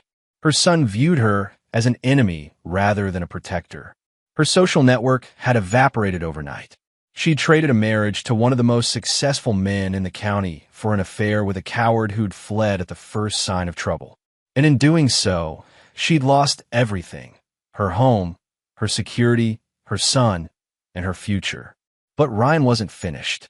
The third phase of his revenge was psychological warfare, designed to ensure his enemies understood exactly why they were being destroyed. Brad received daily reminders of his fall from grace, photos of his belongings being removed from the estate, notices of services being canceled, updates on legal proceedings. Derek's team made sure Brad saw exactly how comprehensively his life was being dismantled. Lisa's psychological torture was more subtle but equally devastating. Ryan arranged for her to witness Tyler's recovery, his return to the confident, happy boy he'd been before her affair began poisoning their home. She saw her son laughing with his father, excelling in school without the stress of home abuse, thriving in ways that made her absence not just irrelevant but beneficial. The message was clear: Tyler was better off without her. Ryan was stronger without her. The life she tried to destroy was flourishing in her absence, while her chosen path had led to isolation, poverty, and public shame. As the week ended, Ryan reviewed the results of his campaign with grim satisfaction. Brad Coleman, once a confident predator who'd terrorized a child and stolen another man's wife, was reduced to sleeping in his car and desperately calling family members who refused to answer. Lisa Mitchell, who'd chosen passion over responsibility and adultery over motherhood, was learning that choices had consequences that couldn't be charmed or manipulated away. But this was still only the siege phase of Ryan's war. The real battle was about to begin, and it would be fought not just for Tyler's custody and Ryan's property, but for the complete and permanent destruction of the people who dared to threaten his family. Ryan had always believed that mercy was a luxury he couldn't afford in business. In war, it was a weakness that could prove fatal. Lisa and Brad were about to discover that the man they'd underestimated wasn't just wealthy and successful. He was utterly without forgiveness for those who betrayed the people he loved. Chapter 5. The Reckoning. 3 weeks after Tyler's hospitalization, the legal machinery Ryan had set in motion reached full momentum. His family law attorney, Caroline Fisher, was a woman who'd built her reputation destroying abusive spouses and protecting children. She approached Lisa's case like a prosecutor seeking a death penalty conviction, methodical, relentless, and utterly without mercy. The surveillance evidence Derek had gathered created an overwhelming narrative of child endangerment and spousal betrayal. But Caroline's genius lay in how she'd arranged the evidence presentation. Rather than simply dumping everything at once, she'd structured the revelation to maximize psychological impact on both Lisa and her rapidly deteriorating legal team. Lisa's attorney, a family friend who'd agreed to represent her as a favor, withdrew from the case after the second evidence presentation.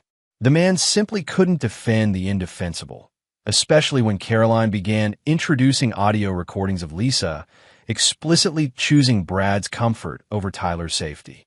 The recordings, captured by Ryan's hidden cameras, included Lisa telling Tyler to stop being dramatic after Brad had physically intimidated him, and her promise to send Tyler to military school if he caused problems for her relationship.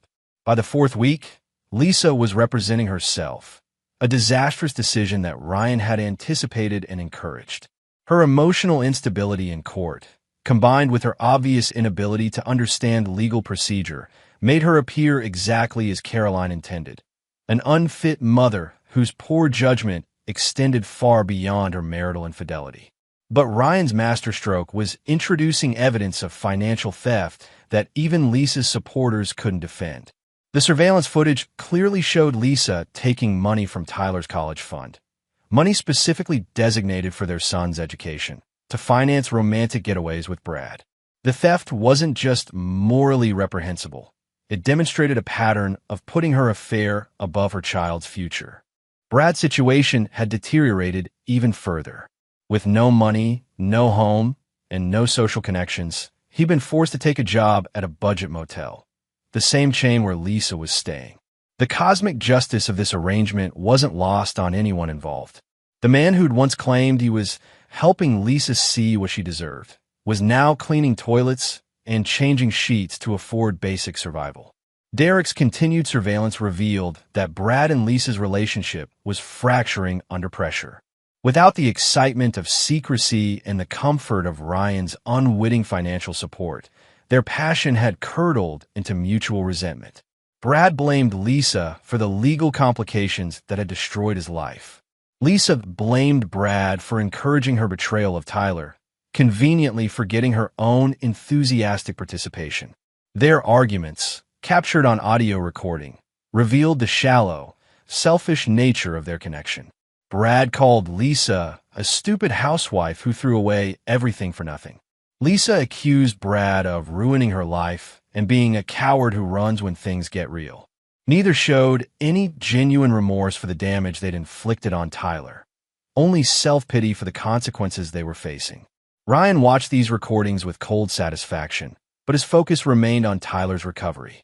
The boy had thrived during his time away from Lisa's toxic influence. His grades improved dramatically. His confidence returned. Most importantly, he'd stopped flinching at unexpected sounds and looking over his shoulder for threats. During a father-son fishing trip, Their first in months without the underlying tension of home conflict. Tyler finally opened up about the full extent of his mother's betrayal. "Dad," Tyler said, his voice steady despite the weight of his words. "She stopped being my mom a long time ago, even before Brad. She just checked out. Like I was an inconvenience she was stuck with." Ryan felt his chest tighten with rage, but he kept his voice calm. "That's not your fault, son. Adults are responsible for their own choices." "I know, and I don't want her back." "Is that terrible?" The question broke Ryan's heart and hardened his resolve simultaneously. A 15-year-old boy shouldn't have to choose between his parents, but Lisa had forced that choice through her own actions. Tyler's decision to reject his mother wasn't born from manipulation or anger. It was a rational response to months of emotional abuse and physical endangerment. "No, Tyler, it's not terrible. It's self-preservation." That evening, Ryan made the call he'd been preparing for weeks. Caroline Fisher had been developing what she called the nuclear option, a legal strategy so comprehensive and devastating that it would permanently end any possibility of Lisa gaining custody or even unsupervised visitation rights. The strategy centered on proving Lisa's fundamental unfitness as a parent, not just through her recent actions, but through a pattern of emotional neglect that predated her affair. Caroline had interviewed Tyler's teachers, coaches, and friends' parents, building a case that Lisa had been checking out of motherhood for over a year. The evidence was damning. Teachers reported that Lisa had missed every parent conference for the past 18 months. Tyler's soccer coach revealed that Lisa had never attended a single game, despite claiming to be busy with family obligations. Friends' parents described a boy who increasingly avoided bringing classmates home, who seemed nervous about his mother's unpredictable moods, who'd started asking to stay at other houses rather than go home. But the most devastating evidence came from Tyler himself. In a private session with a court-appointed psychologist, the boy revealed that he'd been essentially raising himself for over a year. Lisa had stopped cooking family meals, stopped helping with homework, stopped showing interest in his life beyond what was necessary to maintain appearances. Tyler had learned to do his own laundry, prepare his own food, and handle his own transportation to activities because his mother was always busy with mysterious appointments and social obligations. The psychological evaluation concluded that Tyler had been suffering from emotional neglect long before the physical abuse began, and that his mother's affair was simply the culmination of a pattern of parental abandonment that had been building for months. Armed with this evidence, Caroline filed a motion for permanent sole custody with supervised visitation rights for Lisa, visits that could be terminated if Tyler expressed discomfort or if Lisa showed any signs of attempting to manipulate their son. But Ryan had one final surprise for his wife. The house they'd shared, the mansion he'd designed and built as their family home, was actually titled in a complex trust structure that Caroline had helped him establish years earlier. The trust's terms were clear. If either spouse was found guilty of child endangerment or financial theft, they forfeited all rights to the property. Lisa would not only lose custody of Tyler, she would be permanently barred from the home she'd violated with her affair. The house that had been built as a symbol of their family's success would now stand as a monument to the consequences of betrayal. As the legal walls closed around his enemies, Ryan felt the satisfaction of a perfectly executed plan. But he also felt something deeper. The peace that came from knowing his son was safe, his family was protected, and justice was being served without compromise or mercy. Lisa and Brad had gambled that Ryan's love for his family would make him vulnerable to exploitation. They'd failed to understand that love, when betrayed, could become the most ruthless force in the world. And they were about to learn that some battles, once begun, could only end in total victory or complete destruction. Ryan had chosen victory, and he'd built it to last forever. Chapter 6. The Collapse. The custody hearing that would determine Tyler's future took place on a gray October morning that perfectly matched the doom settling over Lisa's remaining hopes. She entered the courthouse alone, having been abandoned by her family, her friends, and even her public defender, who'd advised her to accept whatever terms Ryan's legal team offered. Brad was notably absent. 3 days earlier, he'd left Millbrook entirely, fleeing to parts unknown after Derek Torres had arranged for his former trust fund managers to inform local creditors about his precarious financial situation. Faced with mounting debts and the possibility of criminal charges related to Tyler's assault, Brad had chosen cowardice over accountability, a final betrayal that left Lisa completely isolated. Ryan sat with Caroline Fisher and Tyler, presenting a united front that spoke of family bonds forged stronger by adversity. Tyler, now 16 and more mature than his years, had chosen to attend the hearing despite having the option to wait elsewhere. He wanted to face his mother directly, to let her see exactly what her choices had cost their family. Judge Patricia Hendricks had reviewed the case file with growing disgust. A veteran of family court who'd seen every form of parental failure imaginable, she was particularly offended by cases where children were endangered not through poverty or desperation, but through selfishness and poor judgment by parents who had every advantage. The evidence presentation was devastating in its comprehensiveness. Caroline systematically destroyed any notion that Lisa was fit for motherhood, beginning with financial records showing the theft from Tyler's college fund, and escalating through months of documented neglect, and culminating in her complicity in Brad's physical abuse of their son. But the most damning evidence was Lisa's own voice, captured on Ryan's surveillance system, as she prioritized Brad's comfort over Tyler's safety again and again. The recordings played in the silent courtroom revealed a woman who not only failed to protect her child, but had actively chosen his abuser over him repeatedly. When given the opportunity to defend herself, Lisa's performance was catastrophic. Her attempts to minimize Tyler's injuries fell flat when medical records were introduced. Her claims that she'd been manipulated by Brad crumbled when recordings of her enthusiastic participation in planning Tyler's punishment were played. Her tearful pleas for another chance were undermined by Tyler's own testimony about her pattern of neglect and abandonment. Tyler's appearance before the judge was the hearing's pivotal moment. The boy spoke with quiet dignity about his mother's transformation from protector to threat, about the fear that had become his constant companion, about his relief at finally being safe in his father's custody. "Your Honor," Tyler said, his voice steady despite the emotional weight of his words, "I don't want my mother to have custody or even unsupervised visits. She stopped being my mom when she chose someone who hurt me over protecting me. I don't trust her anymore, and I don't think I ever will." The judge's ruling was swift and comprehensive. Ryan was awarded permanent sole custody with no possibility of revision until Tyler reached majority. Lisa's visitation rights were limited to 2 hours per month, supervised by a court-appointed monitor, and only if Tyler agreed to the visits. The judge also imposed a restraining order prohibiting Lisa from coming within 500 feet of Tyler's school, activities, or friends' homes. But Judge Hendricks saved her harshest words for last.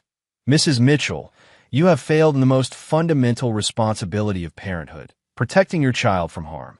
Your choices have demonstrated a complete lack of judgment, morality, and maternal instinct. This court finds you unfit for parenthood and hopes that your son can overcome the trauma you've inflicted upon him." The gavel's final bang echoed through the courtroom like a gunshot, officially ending the family that Lisa had destroyed through her selfishness and betrayal. Outside the courthouse, Lisa made one final attempt to reach her son. Ignoring the restraining order that wouldn't officially take effect for 24 hours, she approached Tyler as he walked with Ryan toward their car. "Tyler, please," she begged, grabbing his arm with desperate fingers. "I'm still your mother. I love you. I made mistakes, but—" Tyler pulled away from her touch, his expression cold with the kind of finality that comes from too much pain and disappointment. "No," he said simply. "You stopped being my mother when you chose him over me. You're nothing to me now." The words hit Lisa like physical blows, driving her to her knees on the courthouse steps as Tyler walked away without looking back. Ryan paused for a moment, looking down at the woman who'd once been his wife, who'd once been the mother of his child, who'd once been the center of his world. "You did this to yourself," he said quietly, his voice devoid of any emotion beyond cold statement of fact. "You chose Brad over Tyler. You chose an affair over your family. You chose betrayal over loyalty. These are the consequences of those choices. Lisa looked up at him with tear-streaked makeup and desperate eyes. Ryan, please. I know I made mistakes, but... Mistakes? Ryan's voice carried a hint of the rage that burned beneath his controlled exterior. You didn't make mistakes, Lisa. You made choices. You chose to steal from your son's college fund. You chose to endanger his safety. You chose to protect the man who assaulted him. Every single decision was a conscious choice to put your selfish desires above your child's welfare. He knelt down beside her, his voice dropping to a whisper that only she could hear. You want to know the real tragedy? Tyler's better off without you. He's happier, healthier, and safer because you're not in his life. That's your legacy. Being a burden your own son is relieved to be rid of. Ryan stood and walked away, leaving Lisa collapsed on the courthouse steps, finally understanding the full magnitude of what she'd lost. She'd gambled their family's future on a affair with a coward who'd abandon her at the first sign of trouble. She'd chosen momentary passion over permanent love, and the price had been everything that truly mattered. That evening, Ryan and Tyler ate dinner in their home. Truly their home now, with no shadow of betrayal hanging over their table. Tyler talked about his plans for college, his goals for his senior year of high school, his excitement about life possibilities that no longer included fear or anxiety about his safety. Dad, Tyler said as they cleaned up together, I know this has been hard on you too. Losing Mom, I mean. Ryan considered his words carefully. Son, I didn't lose your mother. She lost herself. The woman I married, the woman who gave birth to you. She disappeared long before this all came to light. What I lost was an illusion of someone who didn't exist anymore.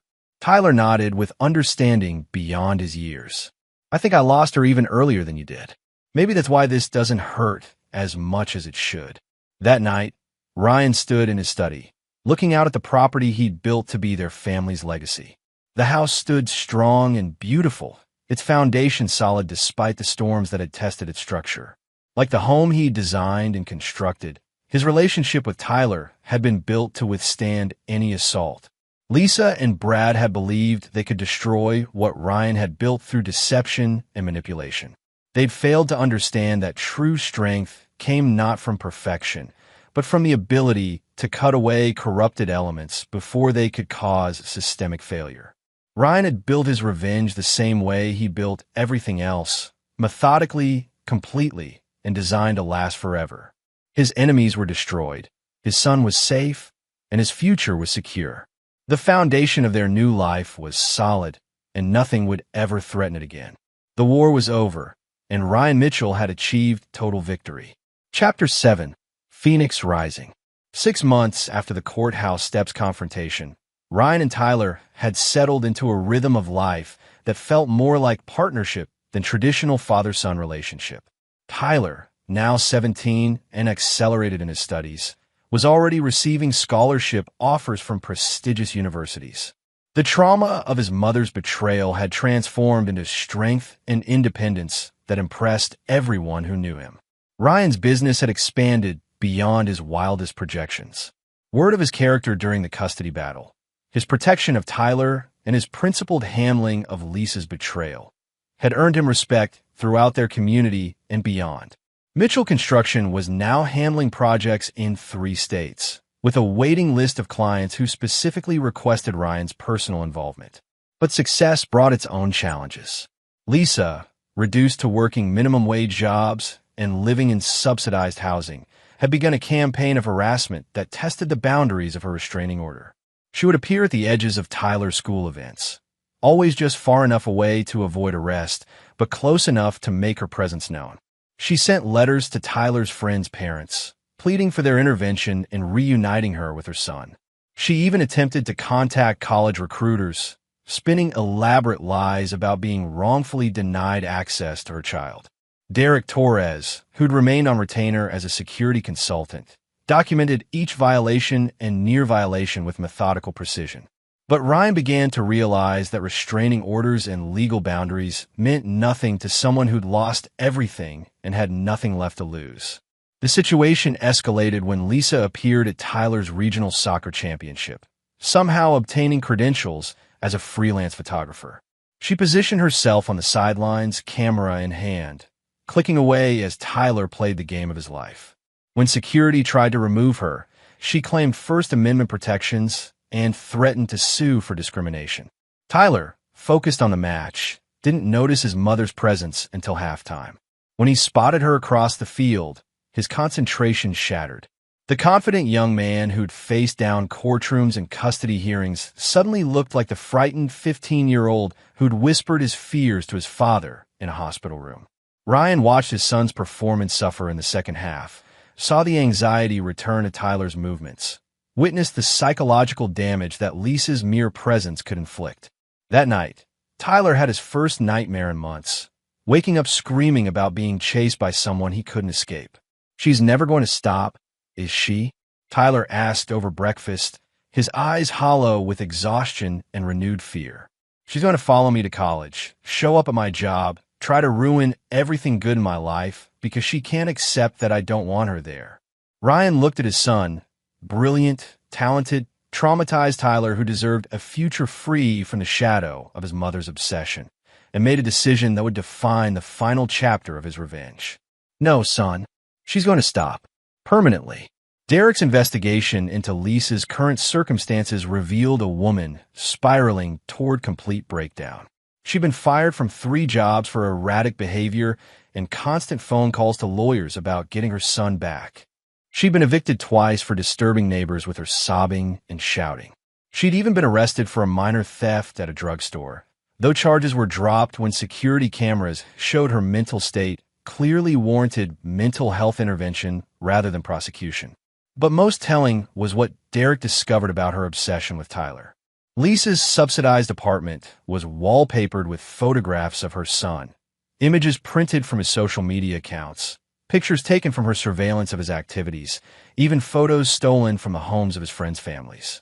She'd created a shrine to the child who'd rejected her, complete with birthday presents never given and letters never sent. The psychological evaluation Derek commissioned through a private clinic painted a picture of someone who'd completely lost touch with reality. Lisa wasn't just grieving the loss of her family. She constructed an elaborate fantasy where Tyler was being poisoned against her by Ryan's manipulation, where their reunion was inevitable once she proved her love, where she was the victim of a vast conspiracy rather than the architect of her own destruction. "She's dangerous," Derek reported during a late-night meeting at Ryan's house. "Not necessarily violent, but completely irrational. She's convinced herself that Tyler secretly wants her back, that he's being held against his will. Every restraining order violation, every boundary she crosses, she justifies as fighting for her son. She's going to escalate until someone gets hurt." Ryan had built his success on his ability to see problems 3 moves ahead and solve them before they became disasters. Lisa's deteriorating mental state and escalating obsession represented a threat to Tyler's safety and future that couldn't be managed through legal means alone. The solution, when it came to him, was elegant in its simplicity and devastating in its implications. Lisa's obsession with Tyler was the last foundation holding up her crumbling psyche. Remove that foundation, and the entire structure would collapse, completely, permanently, and irreversibly. Ryan's plan began with a carefully orchestrated revelation designed to shatter Lisa's remaining grip on reality. He discovered that Lisa had been telling everyone, social workers, employers, neighbors, that Tyler was being brainwashed against her, that her son still loved her but was too afraid of Ryan's influence to express it. Derek arranged for Lisa to receive a package containing Tyler's private journal, a journal Ryan had encouraged his son to keep as part of his therapy process. The entries, spanning several months, documented Tyler's genuine feelings about his mother in his own handwriting, in his own words, without any possibility of outside influence. The journal revealed a young man who didn't miss his mother, who felt relief at her absence, who worried that her attempts to contact him were evidence of mental instability that might threaten his safety. Tyler wrote about his plans for college as an escape from her surveillance, about his decision to change his name legally when he turned 18, about his hope that she would find some way to move on with her life that doesn't involve me. Most devastatingly, Tyler had written about the difference between loving someone and being obligated to someone. "I feel sorry for her. One entry read, "The way I'd feel sorry for any stranger who'd lost everything through their own bad choices. But I don't love her anymore." You can't love someone who hurts you and then blames you for being hurt. I don't think she's evil, but I think she's sick, and I can't fix her by pretending she didn't break our family. The journal's final entry, written just days before Lisa received it, was a meditation on forgiveness and moving forward. Dad says forgiveness doesn't mean letting people hurt you again. I forgive Mom for being weak and making terrible choices, but that doesn't mean I want her in my life. Some things can't be fixed, and some relationships can't be rebuilt. I'm okay with that. I'm happy without her. Ryan had the journal delivered with a note explaining that Tyler had asked Derek to share these private thoughts so Lisa could understand that her son's rejection wasn't temporary anger or outside manipulation. It was a mature decision based on careful consideration of their history together. The psychological impact was immediate and catastrophic. Lisa's carefully constructed fantasy that Tyler secretly wanted her back crumbled in the face of his genuine, unmanipulated feelings. The realization that her son didn't miss her, didn't love her, and didn't want her in his life sent her into a complete psychological breakdown. She was found 3 days later by her landlord, sitting in her apartment surrounded by torn photographs and burned letters, completely catatonic. When paramedics arrived, she was clutching Tyler's journal and mumbling incoherently about losing everything and having nothing left. The psychiatric hold that followed lasted 30 days. When Lisa was finally released, she was a broken shell of her former self, medicated, compliant, and utterly defeated. The fire that had driven her obsession with Tyler had been extinguished, replaced by a hollow acceptance of her situation. She moved quietly to a different state, taking a job in a factory where no one knew her history. She never attempted to contact Tyler again, never violated the restraining order, never appeared at his events. She'd finally accepted what Ryan had been trying to teach her for months. Some consequences are permanent, and some choices can never be undone. Tyler, meanwhile, flourished in ways that exceeded even Ryan's hopes. Free from the anxiety of his mother's harassment, he threw himself into his senior year with enthusiasm and confidence. His college applications were stellar, his scholarship offers numerous, his future bright with possibility. "I feel like I can breathe again," Tyler told his father as they worked together on a construction project during spring break. "For the first time since this all started, I'm not looking over my shoulder waiting for her to appear." Ryan watched his son, confident, capable, unburdened by the toxicity that had once threatened to define his life, and felt the deep satisfaction that came from a job completed to perfection. He'd set out to protect Tyler and destroy the people who'd threatened their family. Both objectives had been achieved with ruthless efficiency. Lisa was neutralized, her obsession cured through the amputation of hope. Brad had vanished entirely, his privileged life reduced to whatever survival he could manage in whatever distant city had accepted his exile. Tyler was safe, thriving, and free to build whatever future he chose without the shadow of his mother's betrayal hanging over his accomplishments. The foundation Ryan had built, both literal and metaphorical, had proven strong enough to withstand any assault. His family of 2 was more solid than his family of 3 had ever been, forged in adversity and strengthened by the removal of its weakest, most corrupted elements. As they worked side by side, Ryan realized that his revenge had achieved something beyond mere destruction of his enemies. It had created space for something better to grow, something pure and strong that could never be compromised by betrayal or weakened by disloyalty. He'd built the perfect life from the ashes of his marriage's collapse, and nothing would ever threaten it again. Chapter 8. The Price of Victory. 2 years later, Tyler graduated as valedictorian of his high school class, accepting a full scholarship to MIT that would set him up for a career in engineering. The graduation ceremony was a triumph that Ryan savored not just as a proud father, but as the architect of a victory that had required sacrifice, precision, and uncompromising commitment to justice. Derek Torres, who'd become more friend than employee over the years of their collaboration, sat with Ryan in the auditorium as Tyler delivered his valedictorian speech. The young man spoke about overcoming adversity, about the importance of loyalty and character, about building foundations strong enough to support any dream.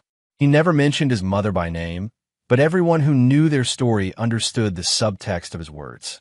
"You did it," Derek murmured as Tyler received his diploma to thunderous applause. "That kid is going to conquer the world." Ryan nodded, feeling the deep satisfaction that came from seeing a plan executed to perfection. Tyler was safe, successful, and free from the toxicity that had once threatened to define his life. The boy had been transformed from victim to victor, and that transformation was permanent. But victory, Ryan had learned, came with its own complexities. In the weeks following graduation, as Tyler prepared for college, Ryan found himself confronting the reality of his success. He'd achieved everything he'd set out to accomplish. Tyler was thriving, his enemies were destroyed, his family was secure. Yet something felt incomplete, as if the very totality of his victory had left a void where the mission had once provided purpose. Caroline Fisher, the attorney who'd helped orchestrate Lisa's legal destruction, visited Ryan's office for what she called a post-mortem review of their campaign. Over coffee and legal briefs, she summarized the final status of everyone involved in Tyler's trauma. "Lisa's completely out of the picture," Caroline reported with professional satisfaction. "Still living in Ohio, working at a factory, no social media presence, no attempt at contact. For all practical purposes, she ceased to exist as far as Tyler's concerned." And Brad? Vanished. Derek's contacts suggest he's somewhere in the Pacific Northwest, possibly working under an assumed name. His family's completely disowned him. The trust fund termination was permanent, and they've made it clear he's persona non grata at all family events. He's effectively been erased from his own life.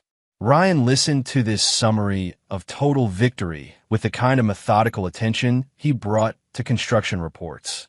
Every objective had been achieved. Every enemy had been neutralized. Every threat to Tyler's future had been permanently eliminated. "You know," Caroline said, studying Ryan's expression, "most people in your situation would be celebrating. You won completely, not just legal custody, but total victory over everyone who wronged your family. Why do you look like you're attending a funeral?" The question haunted Ryan through the summer as Tyler prepared for college. He'd built his revenge with the same meticulous planning he brought to his construction projects. And like those projects, it had been completed exactly as designed. But construction projects, once finished, served a purpose beyond their building. They became homes where families grew, businesses where communities thrived, structures that supported life and growth for generations. His revenge, perfectly executed though it was, served only destruction. It had eliminated threats and punished betrayal. But what did it build in return? Tyler, perhaps sensing his father's introspection, broached the subject during one of their evening walks around the property Ryan had designed as their family legacy. "Dad, you know I'm grateful for everything you did to protect me, right? Getting me away from Mom and Brad, making sure they couldn't hurt me anymore. I understand why you had to do all of that." But Ryan sensed the qualification coming.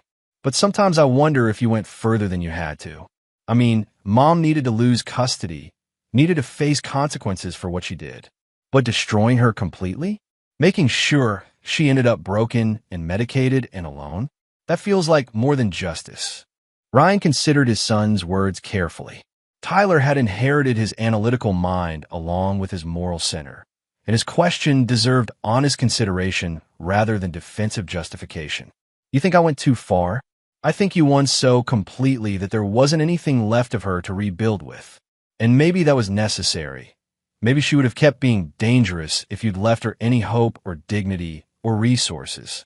But it also means I have to live knowing that my father is capable of destroying people so thoroughly that they cease to exist as functional human beings." The observation hit Ryan harder than any criticism or condemnation could have. Tyler wasn't condemning his methods. He was grappling with the reality of what those methods revealed about Ryan's character and what that meant for their relationship going forward. "Are you afraid of me?" Ryan asked quietly. Tyler was quiet for a long moment, his expression thoughtful rather than fearful. "No, I'm not afraid of you. But I understand you better now. I understand that you're someone who doesn't believe in half measures or second chances when it comes to betrayal. That's not necessarily bad. It's kept me safe, and it's probably served you well in business. But it's also absolute. Final. There's no forgiveness in your system, no possibility of redemption for people who cross you." Ryan realized that Tyler was confronting the same reality that had been nagging at him since the graduation ceremony. He'd won their war so completely that he'd revealed aspects of his own character that couldn't be unseen or unknown. Tyler now understood that his father was capable of ruthless, systematic destruction of anyone who threatened their family, including, potentially, Tyler himself if he ever betrayed that trust. "Does that change how you see me?" "It makes me see you more clearly," Tyler replied. "I love you, Dad, and I'm grateful for everything you've done. But I also understand that your love comes with conditions, and that those conditions are non-negotiable. I think that's probably made me a better person, knowing that loyalty and character matter so much to you that you'd sacrifice anything to protect them." That night, Ryan sat alone in his study, contemplating the final cost of his victory. He'd protected Tyler and eliminated every threat to their family, but he'd also revealed the depths of his own capacity for revenge. Tyler would carry that knowledge with him to college, into his career, into his own relationships. He would always understand that his father's love, while absolute, was also conditional on continued loyalty and character. Perhaps that was appropriate. Perhaps Tyler was better off understanding that love without boundaries was vulnerable to exploitation, that unconditional forgiveness invited repeated betrayal, that mercy could be a weakness that endangered the innocent. Ryan had built his life and his family on the principle that loyalty earned loyalty and betrayal earned destruction. He'd applied that principle with scientific precision to eliminate Lisa and Brad, and the results spoke for themselves. Tyler was safe, successful, and free to build whatever future he chose. But Tyler was also shaped by witnessing that principle in action. He would never take loyalty for granted because he'd seen what happened to those who betrayed it. He would never assume forgiveness was automatic because he'd witnessed the permanent consequences of lost trust. The boy going to MIT in the fall was not the same child who'd whispered his fears in a hospital room 2 years earlier. Tyler had been forged in the fire of his family's destruction and his father's revenge, emerging stronger but also harder, more protective of himself, more aware of the potential for human betrayal. Ryan wondered if that was victory or tragedy, protection or damage. Perhaps it was both, the necessary cost of ensuring Tyler's survival in a world where predators like Brad existed, and where even mothers could choose selfishness over their children's safety. As summer ended and Tyler prepared to leave for college, Ryan realized that his revenge had been more than just justice. It had been education.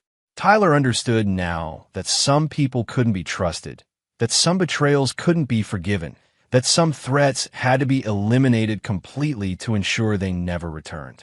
Whether that understanding would serve Tyler well or haunt him remained to be seen. But Ryan had no regrets about the lessons he'd taught or the methods he'd used to teach them. In a world where loyalty was rare and betrayal was common, Tyler would be prepared for whatever challenges awaited him. The foundation Ryan had built would support his son for generations to come, strong enough to bear any weight and resistant to any assault. And Tyler, shaped by witnessing its construction, would know how to build foundations of his own that could never be compromised or corrupted. The victory was complete, the price was paid, and the future was secure. That was enough. Chapter 9, Legacy. 5 years after Tyler's high school graduation, Ryan stood in the MIT auditorium watching his son receive his master's degree in structural engineering. At 23, Tyler had already been recruited by 3 major firms and had patents pending on innovations that could revolutionize earthquake-resistant construction. The traumatized 15-year-old who'd whispered his fears in a hospital room had become a confident young man poised to change the world. Derek Torres, now officially retired but still Ryan's closest friend, sat beside him as they watched Tyler cross the stage. That kid's going to build structures that'll stand for centuries, Derek observed with pride. Just like his old man. Ryan nodded, feeling the deep satisfaction that came from seeing a project completed exactly as designed. But this project, Tyler's transformation from victim to victor, was more than just personal success. It was a legacy that would ripple through generations, a foundation so strong that it could support not just Tyler's future, but the futures of his children and grandchildren. After the ceremony, Tyler introduced Ryan to his girlfriend, Sarah Chun, a brilliant architecture student he'd been dating for 2 years. Ryan had met her before, but watching them together at graduation, he saw something that filled him with both pride and relief. Tyler had chosen a partner who shared his values of loyalty, integrity, and mutual respect. "Mr. Mitchell," Sarah said as they talked over dinner, "Tyler's told me about what happened with his mother. I just want you to know that I understand why you did what you had to do to protect him. Tyler's the most loyal, honest person I've ever met, and I think that's partly because he learned early what betrayal costs." Ryan studied this young woman who clearly loved his son and seemed to understand the complexities of their family history. "Tyler's lucky to have found someone who sees his character clearly." "We're both lucky," Sarah replied, her hand finding Tyler's across the table. "We've both learned not to take loyalty for granted." That evening, as they walked through Boston's historic streets, Tyler brought up a subject that had been years in the making. "Dad, I've been thinking about starting my own firm after I worked for someone else for a few years. Mitchell and Associates Engineering. I want to build on what you've created, but in my own field." Ryan felt a surge of pride, tempered by practical concerns. Engineering's different from construction. More regulated, more conservative. You'll be competing with firms that have been established for decades. "I know, but I've got advantages they don't. I understand construction from the ground up because you taught me. I understand that reputation is everything because I watch you build yours. And I understand that loyalty and character matter more than profit margins because you showed me what happens when people choose differently." Tyler paused, his expression growing serious. "I also understand that success means having the ability to protect the people you love. That lesson cost our family a lot, but it was worth learning." Ryan realized that Tyler had absorbed not just the skills and knowledge he'd tried to impart, but the deeper principles that had guided Ryan's entire approach to life and business. The boy had learned that strength came from preparation, that security came from competence, and that the ability to protect family was the most important success of all. "There's something else," Tyler continued. "Sarah and I are engaged. We're planning a small wedding next spring, just family and close friends. I wanted to ask you to be my best man." The request hit Ryan with unexpected emotion. Tyler wasn't just asking him to stand up at his wedding. He was affirming that their relationship had survived the crucible of revenge and emerged stronger. Despite witnessing Ryan's capacity for ruthless destruction, Tyler still trusted him, still loved him, still wanted him as the central figure in his most important life moments. "I'd be honored," Ryan managed, his voice thick with emotion he rarely allowed himself to express. Over the following months, as wedding plans developed and Tyler began his career with a prestigious Boston firm, Ryan found himself reflecting on the full scope of what he'd accomplished. Lisa and Brad's destruction had been comprehensive and permanent. They'd ceased to exist as threats or even as meaningful presences in Tyler's life. But the positive construction that had emerged from their elimination was even more impressive. Tyler had developed into exactly the kind of man Ryan had hoped to raise: competent, principled, successful, and strong enough to protect his own family when the time came. Sarah was clearly a partner worthy of Tyler's character, someone who understood both his strengths and the experiences that had shaped them. The engineering firm Tyler worked for had already promoted him twice, recognizing not just his technical skills, but his leadership potential and absolute reliability. His colleagues spoke of him as someone they could trust completely, someone whose word was his bond, someone who would never compromise integrity for convenience. Caroline Fisher visited Ryan's office that winter to discuss the final dissolution of the trust funds that had been established during the custody battle. All legal matters related to Lisa and Tyler's relationship had been permanently settled, with no possibility of future complications. "You know," Caroline said as they wrapped up the paperwork. "I've handled a lot of custody cases over the years, but I've never seen one with such a complete resolution.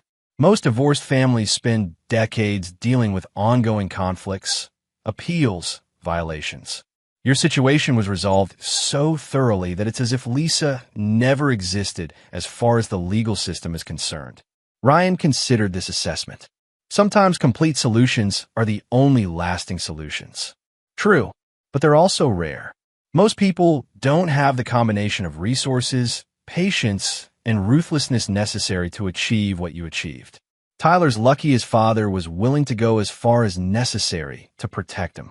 As winter turned to spring and Tyler's wedding approached, Ryan realized that his legacy was secure in ways he'd never anticipated. He'd set out to protect his son and destroy his enemies, but he'd ended up creating something far more valuable, a new generation that understood the principles necessary for lasting success and security.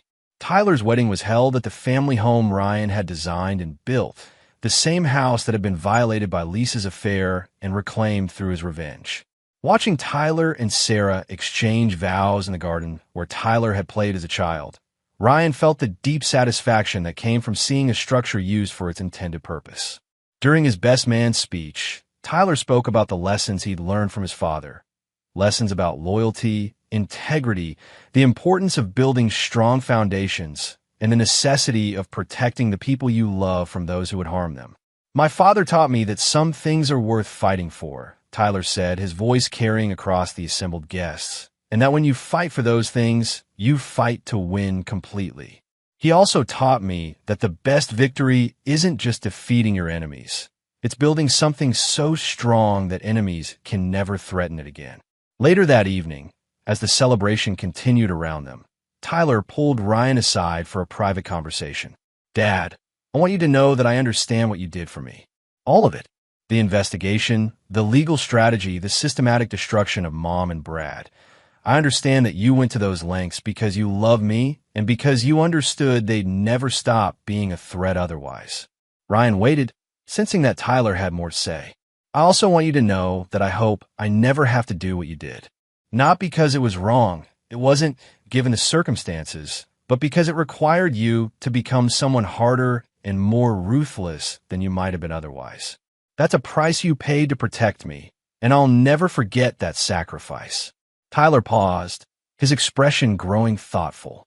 "But if anyone ever threatens Sarah or our children when we have them, I hope I have the strength to be as ruthless as you were. Because I understand now that mercy toward people who hurt your family isn't virtue. It's weakness that enables more harm." Ryan felt a profound sense of completion hearing these words. Tyler had learned the most important lesson of all, that protecting family required not just love, but the willingness to do whatever was necessary to ensure that protection was absolute and permanent. As the evening wound down and the newlyweds prepared to leave for their honeymoon, Ryan stood alone in his study, looking out at the property he'd built as a family legacy. The foundation he'd constructed, both literal and metaphorical, had proven strong enough to support Tyler's transformation from victim to victor, from traumatized child to confident man, ready to build his own family. Lisa and Brad were ghosts now, their destruction so complete that they existed only as cautionary tales in Tyler's memory. They learned too late that Ryan Mitchell didn't believe in half measures or second chances when it came to threats against his family. They discovered that mercy was a luxury he couldn't afford when his son's safety was at stake. But their destruction had created space